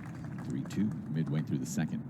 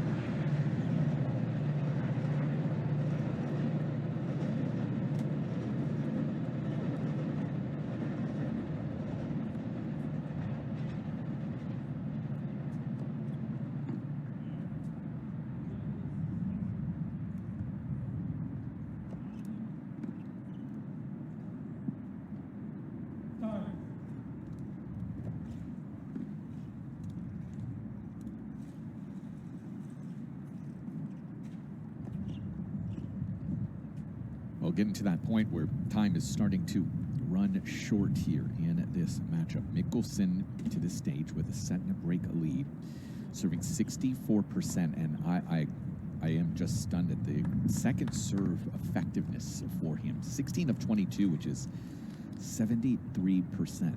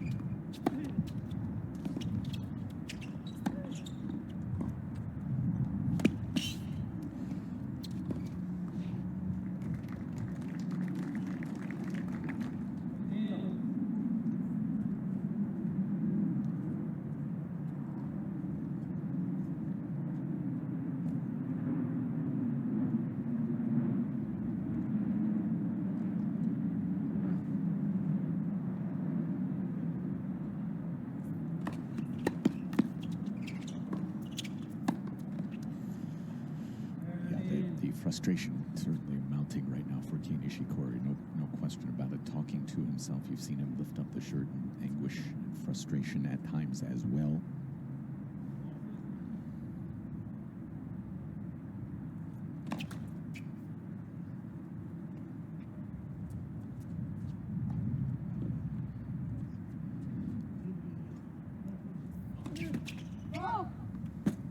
So both of the return points that Nishikori has won in this set at this stage are because of those two doubles. Other than that, he has not won a single point from the baseline on Michelsen's serve here in the second.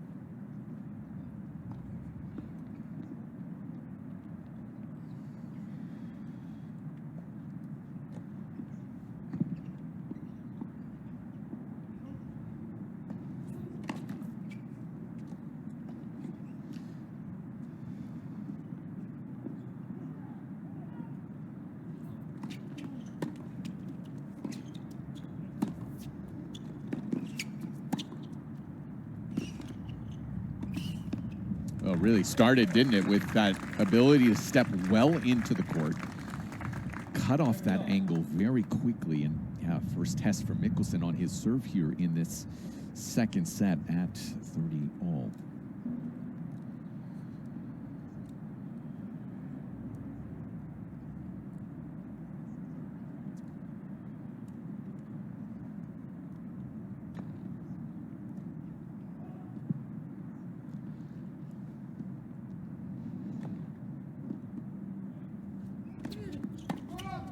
Three straight missed first serves, too.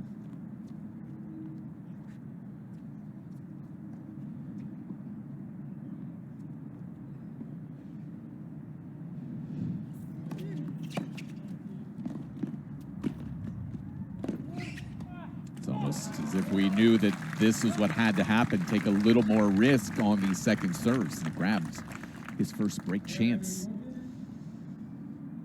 of the second set, and again goes back to the missed first serves for this young American Michelsen. Here, the 18-year-old, 250 in the world, but moving up in the live rankings. 239 right now.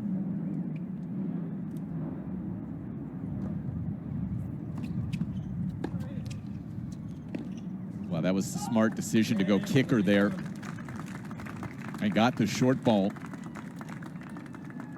But back on serve now, 3 all here into the second, and definitely a loose 4 points, to say the least, out of Alex Michelsen.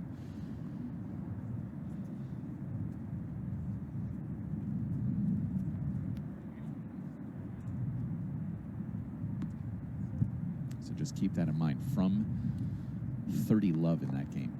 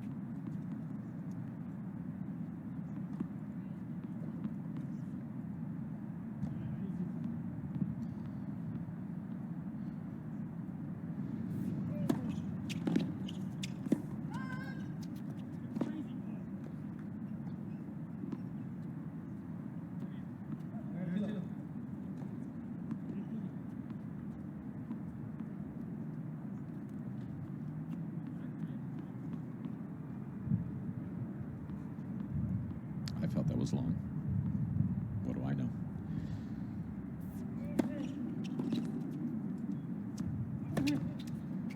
That is now 7 straight points from that 30 love spot.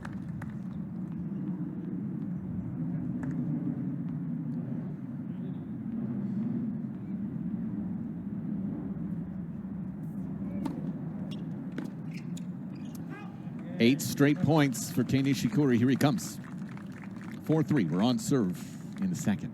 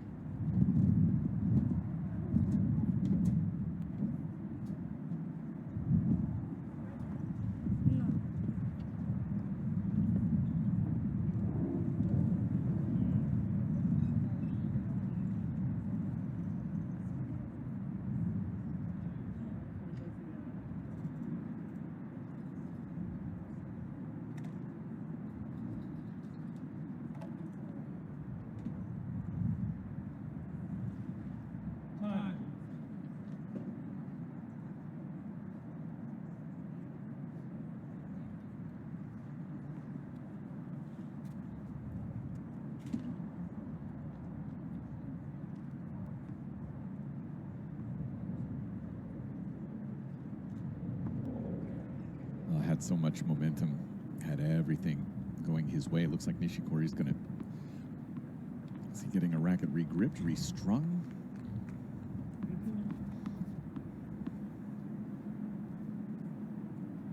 Sends it to his team there. As Michelsen now serves here 3-4.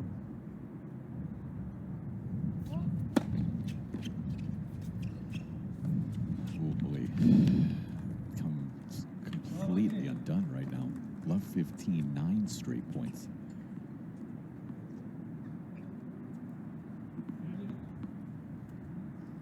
Yeah, that racket has left the yard.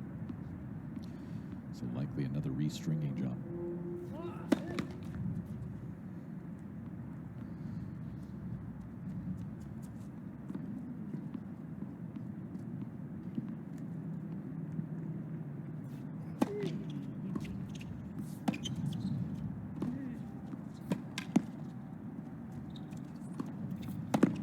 Straight points.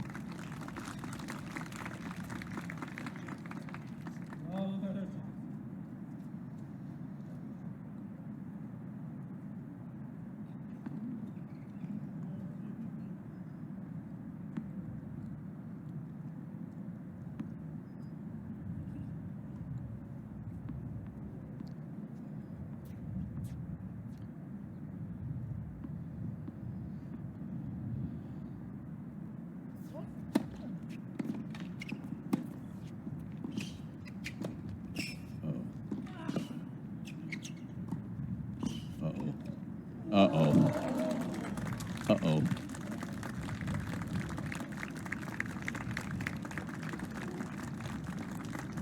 Break chances. Nishikori down and out about 8 minutes ago.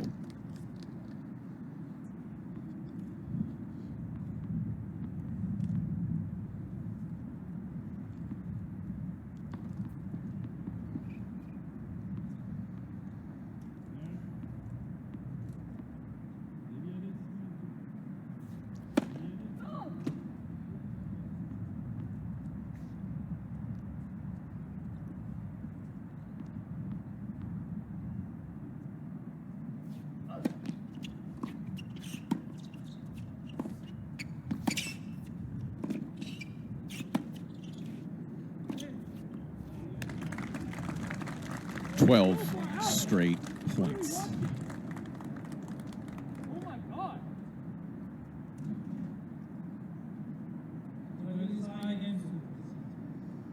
Down, please.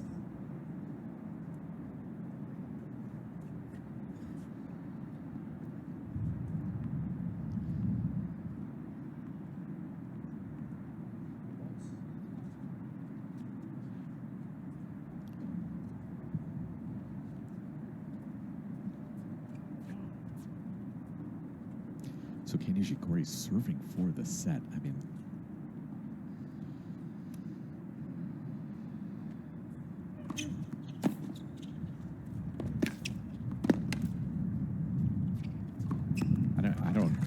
I don't know what to say about this run. 13.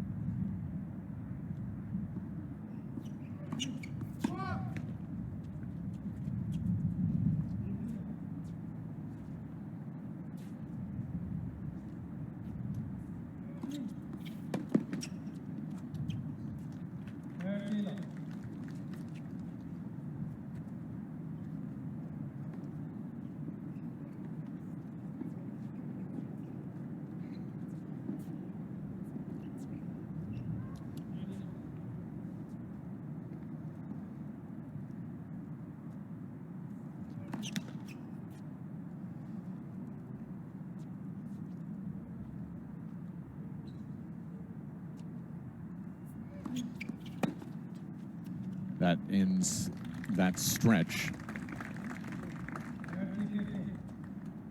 14.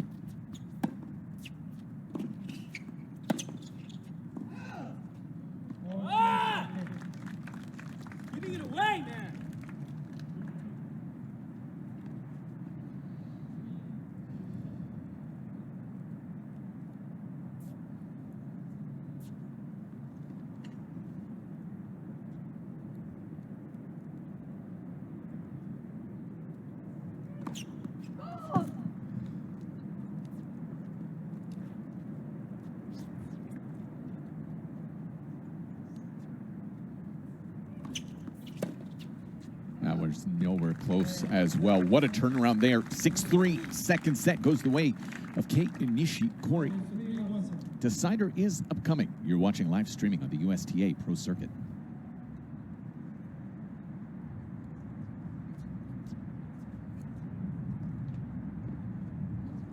Eye back? Eyes back, right?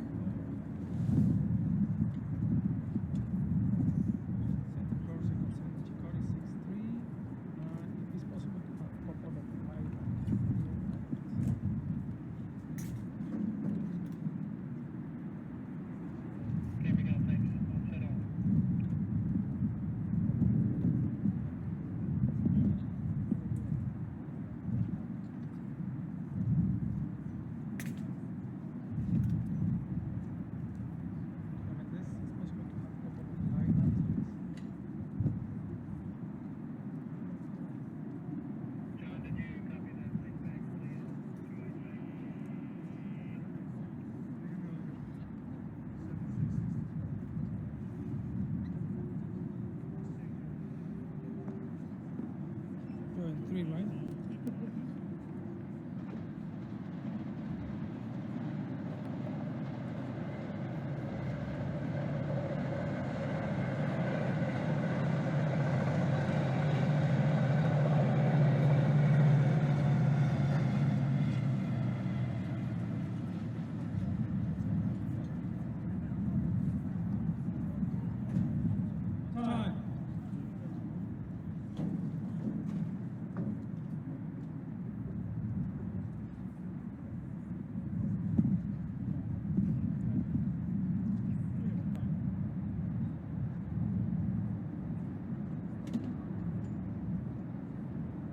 So again, to just reiterate, I mean, it was 3-2, 30 love,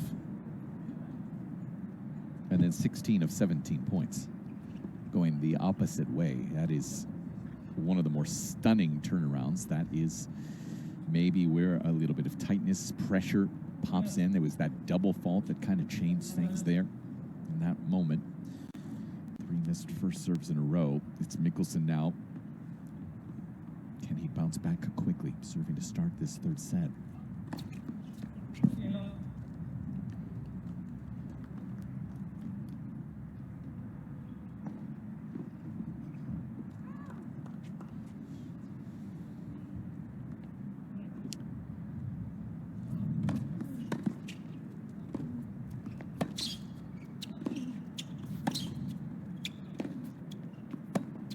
Part of what comes along with that is the fact that Nishikori did on those second serves go a little bit more aggressively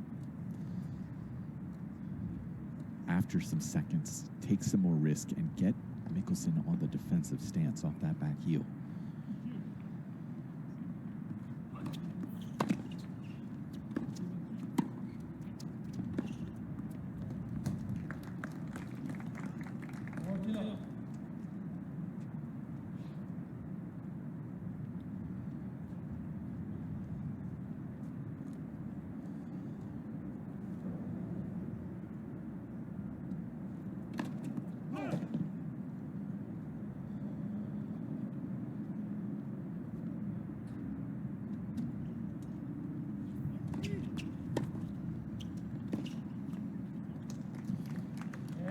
Okay.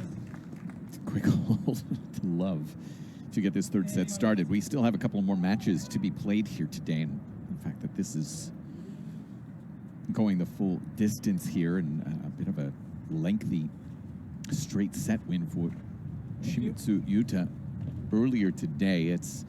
We've got about 5 more hours technically of play here before the light becomes untenable. We don't have lights on site on court here. Should be able to get through our next 2 matches. Marc Laol, Giovanni Pesci-Pericot, followed by Quinn and Shang to close out the day. That is technically a not before 5 o'clock start. Obviously not going to get to that at 5 o'clock.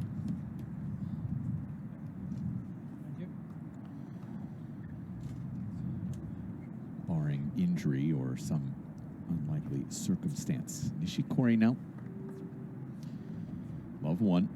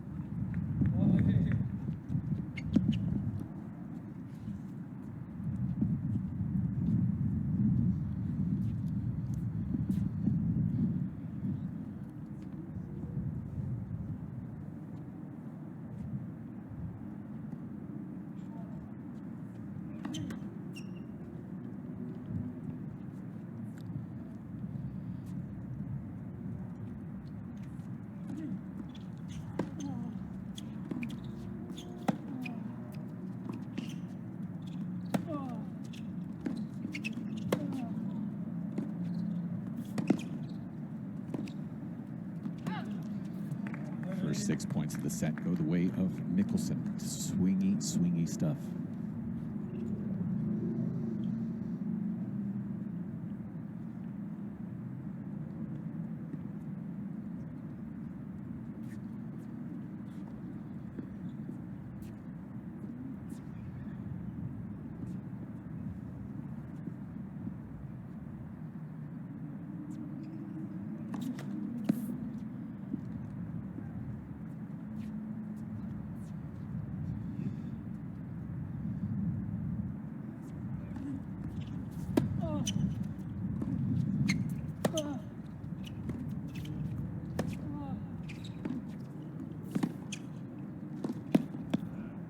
Seven straight points for Alex Michelsen. 3 break chances for him.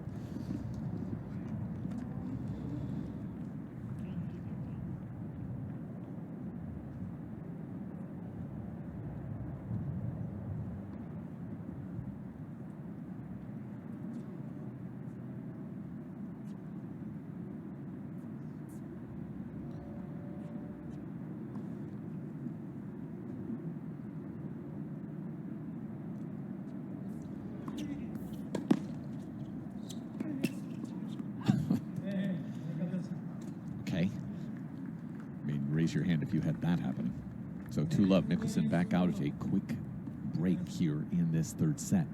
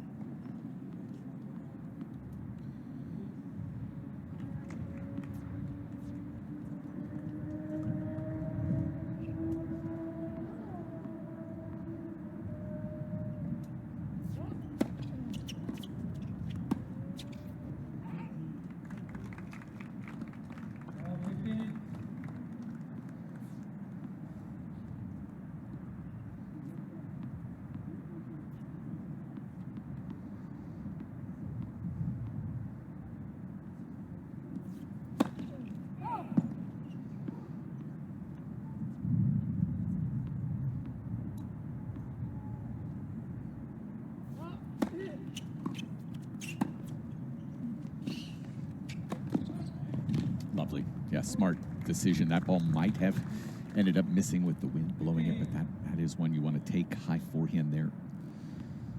And leave no doubt.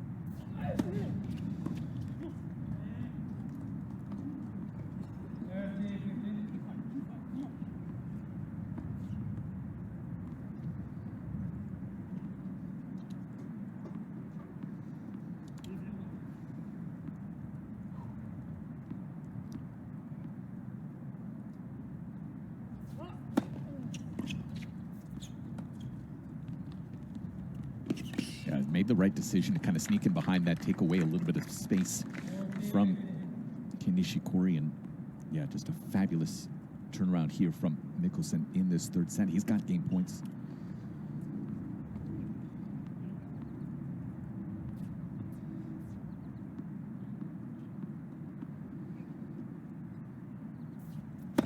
Net.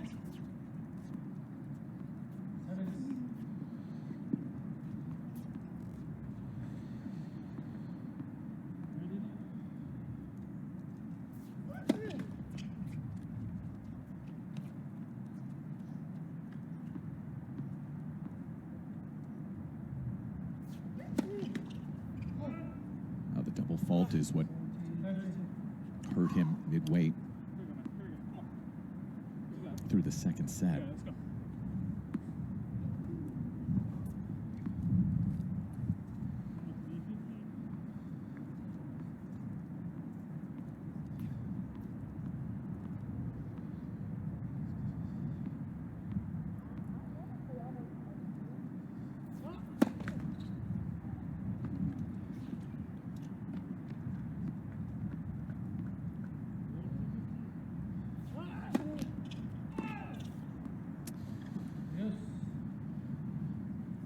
Yeah,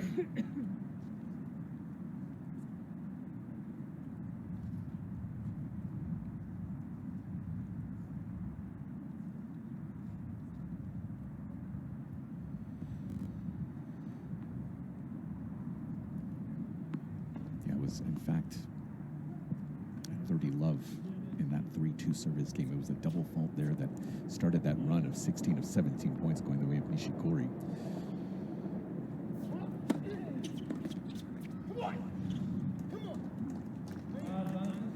There's no doubt nerves running through him here. The ability to say he's knocked off a former world number 4. He's got a game point.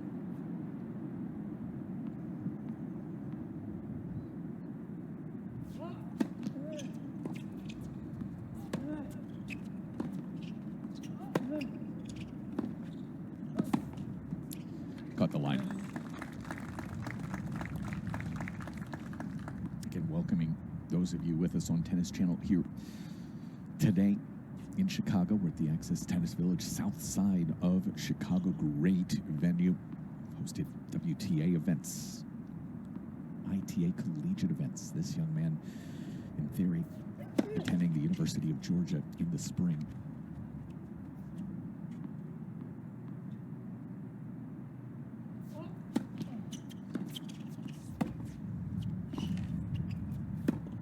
Didn't get low for it.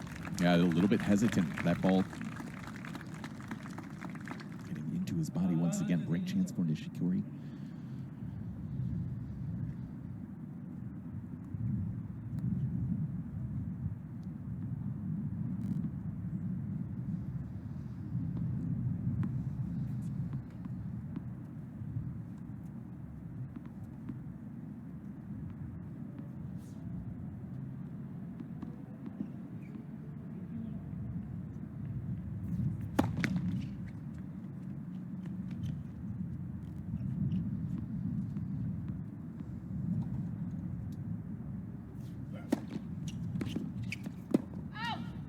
Yes.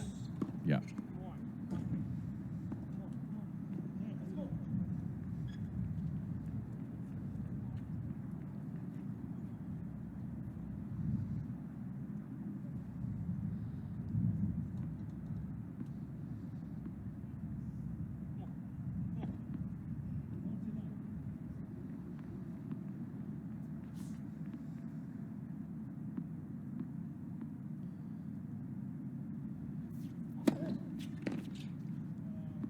So desperate right now for a couple of free points. Alex Michelsen to just kind of take a long, deep breath at this changeover. It has been a wild last half an hour here on court. He's got a game point. If you're joining us late, he was up 3-2, 30 love in the second. Set.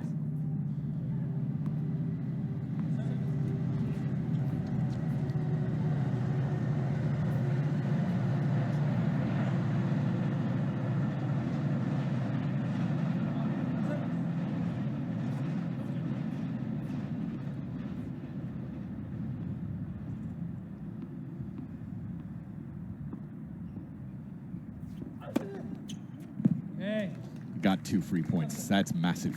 Does consolidate. Alex Michelsen 3 love here in the third.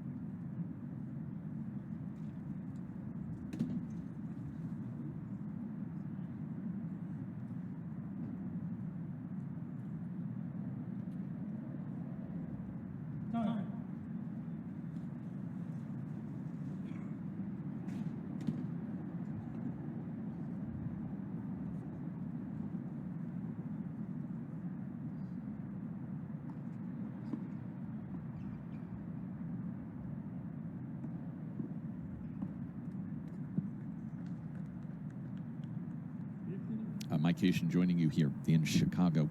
Got the semifinals tomorrow on the singles side. We'll also have the doubles final for you before the singles final on Sunday. Certainly having a player of the magnitude of Kei Nishikori helps with ticket sales for events like this. He was in Bloomfield Hills, Michigan last week. Puerto Rico a couple weeks before that, winning the title there in Puerto Rico in the first event back from that hip surgery. In trouble here. Love 3.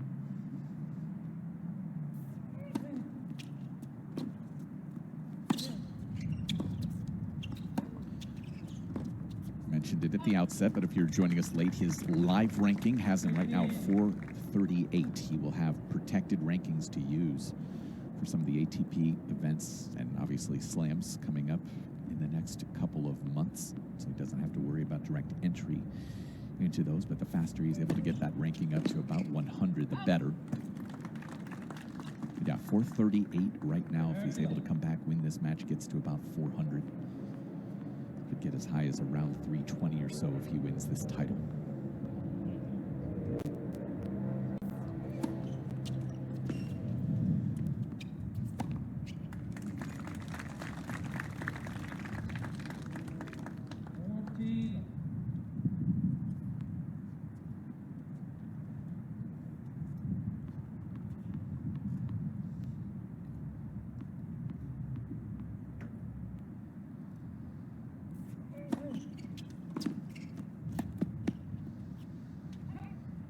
Interesting, this bottom half of the draw, combined age for 3 of the quarterfinalists. Quinn, Chang, Michelsen, all 55 combined age. And then Nishikori, 33 years of age himself. So a lot of youngsters trying to prove themselves, and Nishikori trying to prove that he's ready once again to compete at the highest levels, as he gets a pretty quick little hold. 4 aces for him now, 3-1.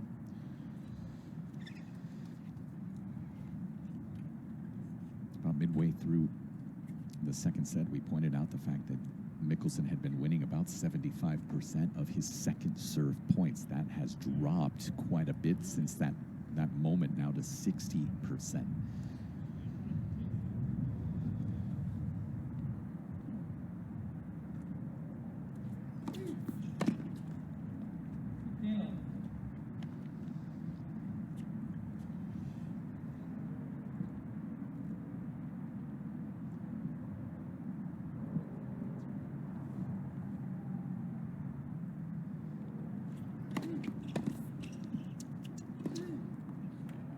But to give you an idea, in that second set, it was a pretty big disparity between the first and second serve effectiveness for Michelsen. 70% on the first serve, 33% on the second. So it's just dropped quite a bit since that point midway through the second.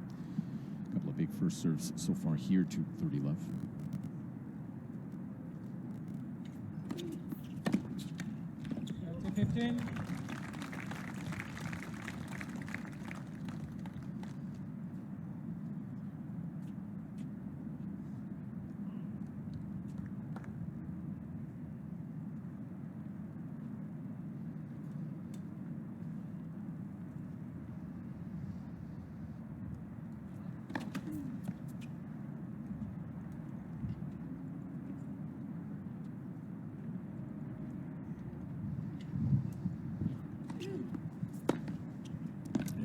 Here you go.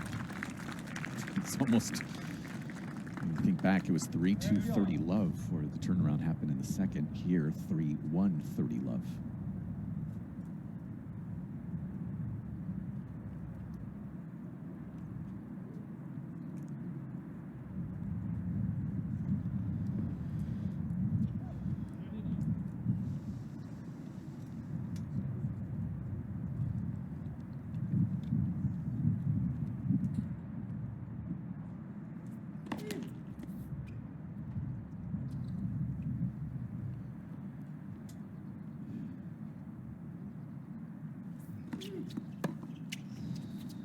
That second just barely catching the back of the service line there. Nervy moments here, and understandable for the 18-year-old out of Southern California. Has the game point.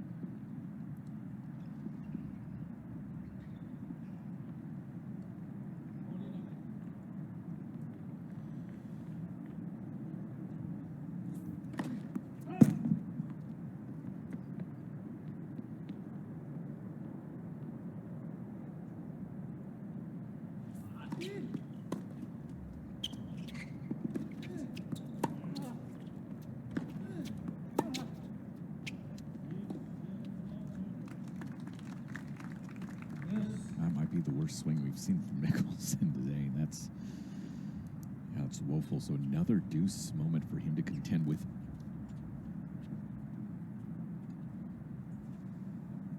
Conditions are challenging. We've hit 90 degrees here now in the afternoon. There is a chance for rain in the next couple of hours, which could interrupt our two remaining quarterfinals.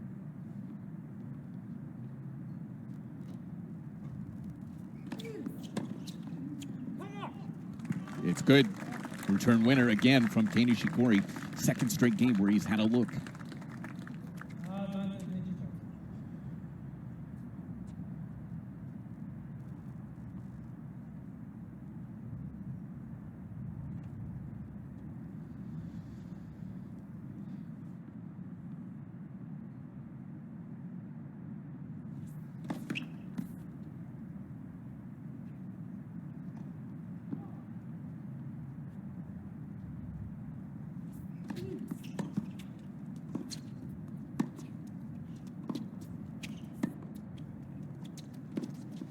Yeah, that ball appropriately gets punished. A little bit lackluster on the back end there from Nishikori. Back to deuce we go.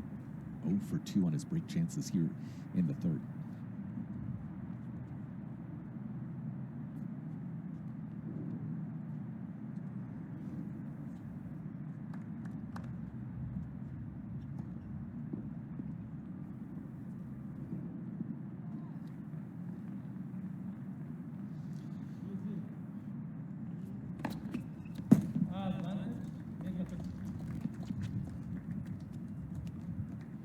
Seventh of the day, second of the set for Michelsen.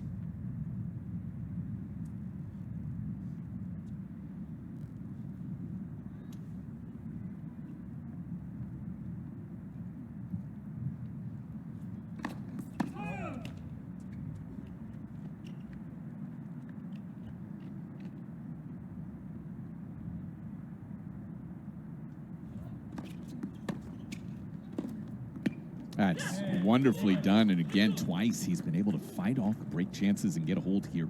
In this third set, gets it to 4-1.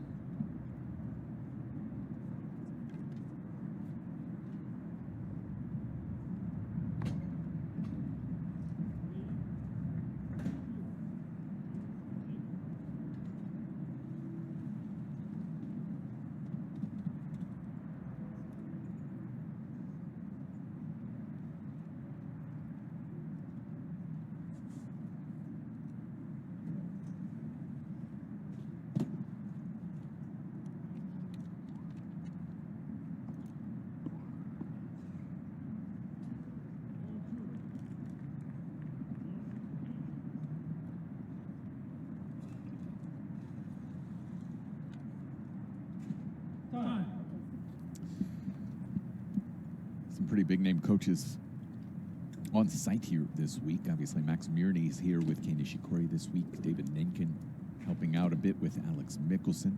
Also, Dante Bottini, Nishikori's former coach, here this week working with Jerry Shang. Jerry will be in action later tonight, taking on Ethan Quinn, the reigning NCAA singles champion from the University of Georgia, where Alex Michelsen, in theory, will be headed Athens, Georgia in the spring. Nishikori, fan favorite, understandably so, serving here at 1-4.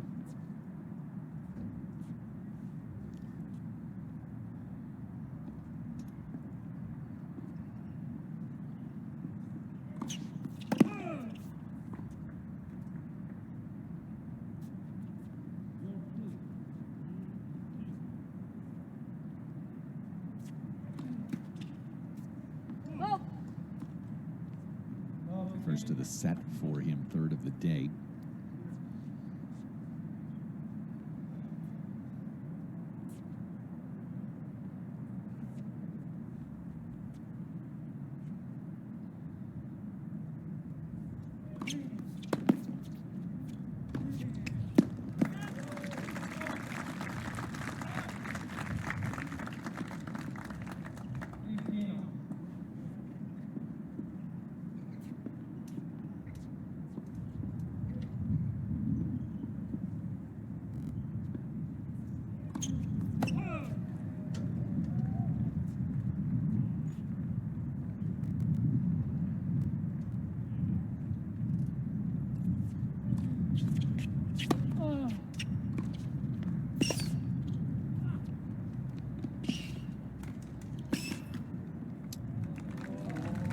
Crowd applauding a little bit early there as the length that Michelsen able to generate, able to give him at least a shot, but great reaction.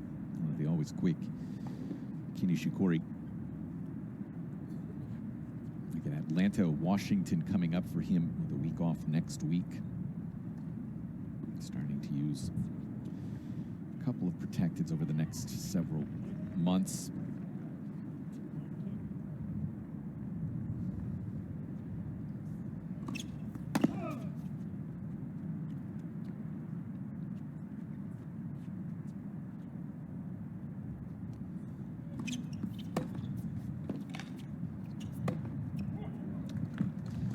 Something he didn't do at all during the first set was go after that second. Nishikori winning about 50% of his second serve points, and I think that is a statistic you'd like to see Michelsen have a little bit better joy with. At a big spot here at 30-all. Insurance break would be massive. He'll have a second serve to look at, kind of varying right now between dropping back and picking a spot and going after it with a second serve return.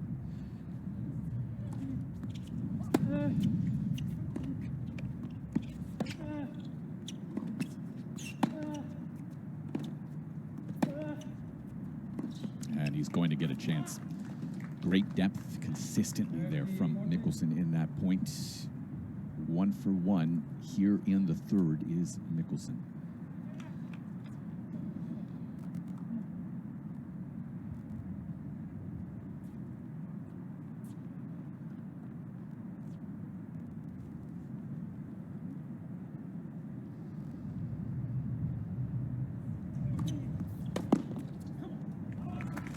Finds joy with the kicker. Takes a little bit of speed off. Finds that first.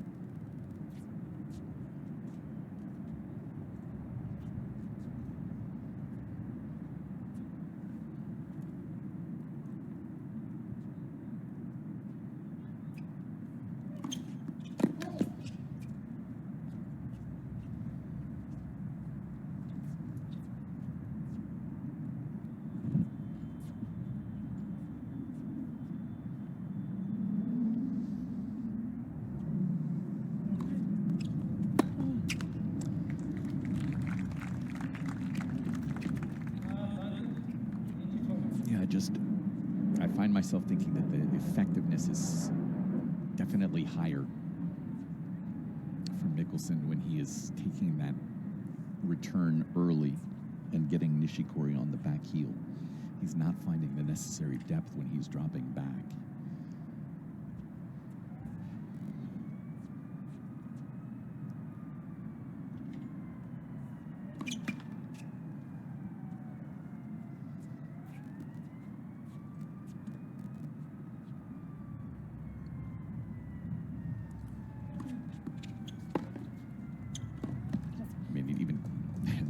You can see the contact point for Nishikori, right? That sets up that backhand line, which is usually so potent.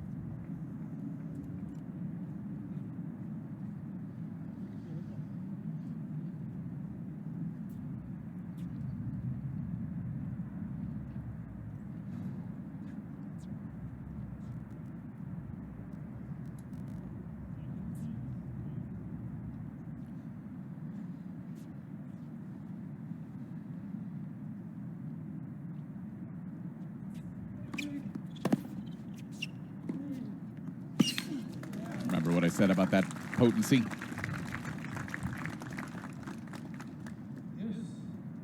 Third deuce.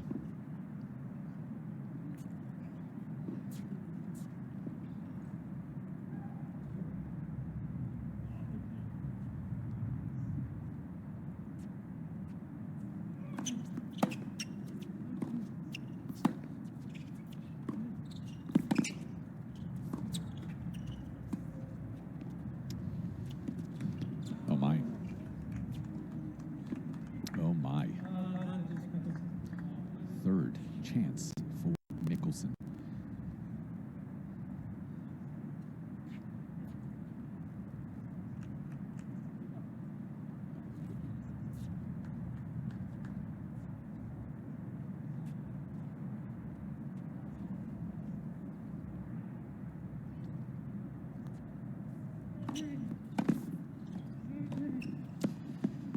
This time, Michelsen able to convert to 5-1 here in the third on the precipice.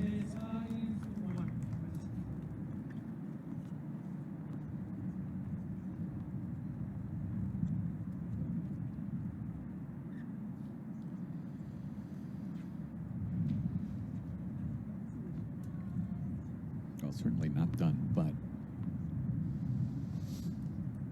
just that little bit of room, a little bit of cushion here.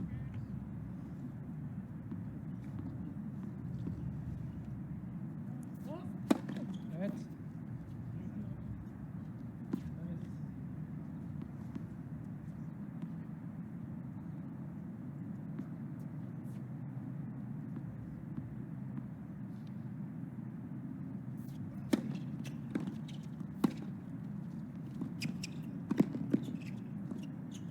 That's the right play, just didn't quite execute with that volley. And he's made to pay. It is, even with an insurance break, it is a tough thing when you are 18. Does have a top 100 win. But I'm sure for Alex Michelsen, he's watched Kei Nishikori since he first started watching professional tennis, the length of Nishikori's career, right?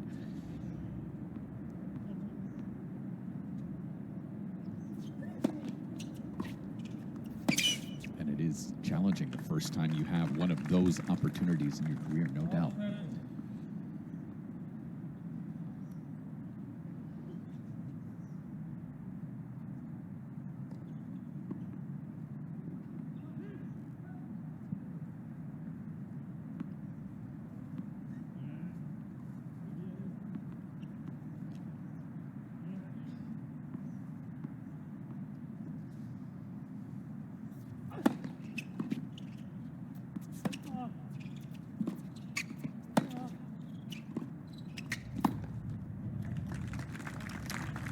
Three chances. Nishikori 0 for 2 so far here in this set. And again, that reminder, he won 16 of 17 points to close out the second, so that kind of run is certainly possible.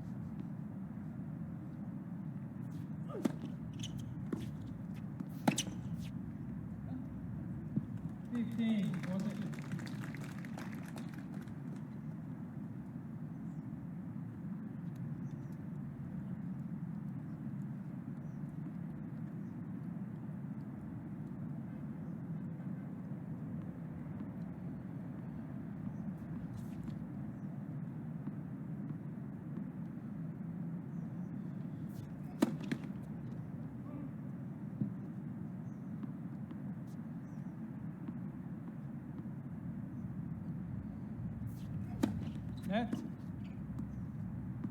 Second set.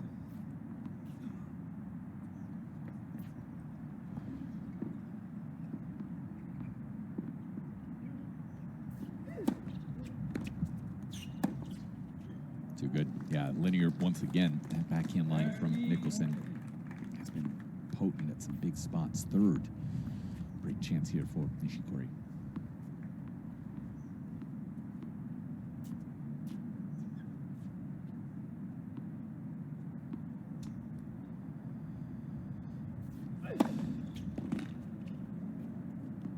Saves all three. 2 points away from a huge win in the career of young Alex Michelsen.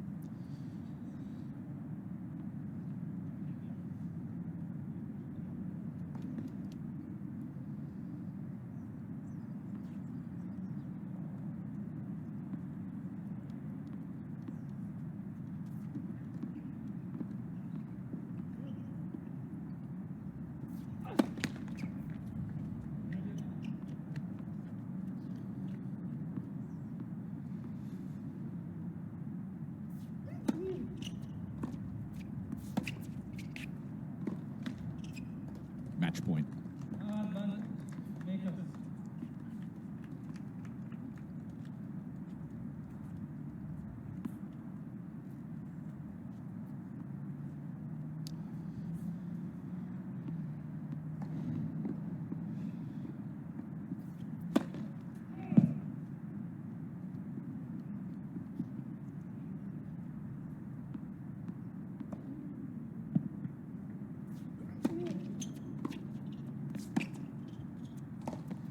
It is a statement win for 18-year-old Alex Michelsen, surging into the semifinals of the Chicago Men's Challenger, taking out former world number 4 Kei Nishikori, 7-6, 3-6, 6-1. Definitive there in that third set after a really difficult ending to the second.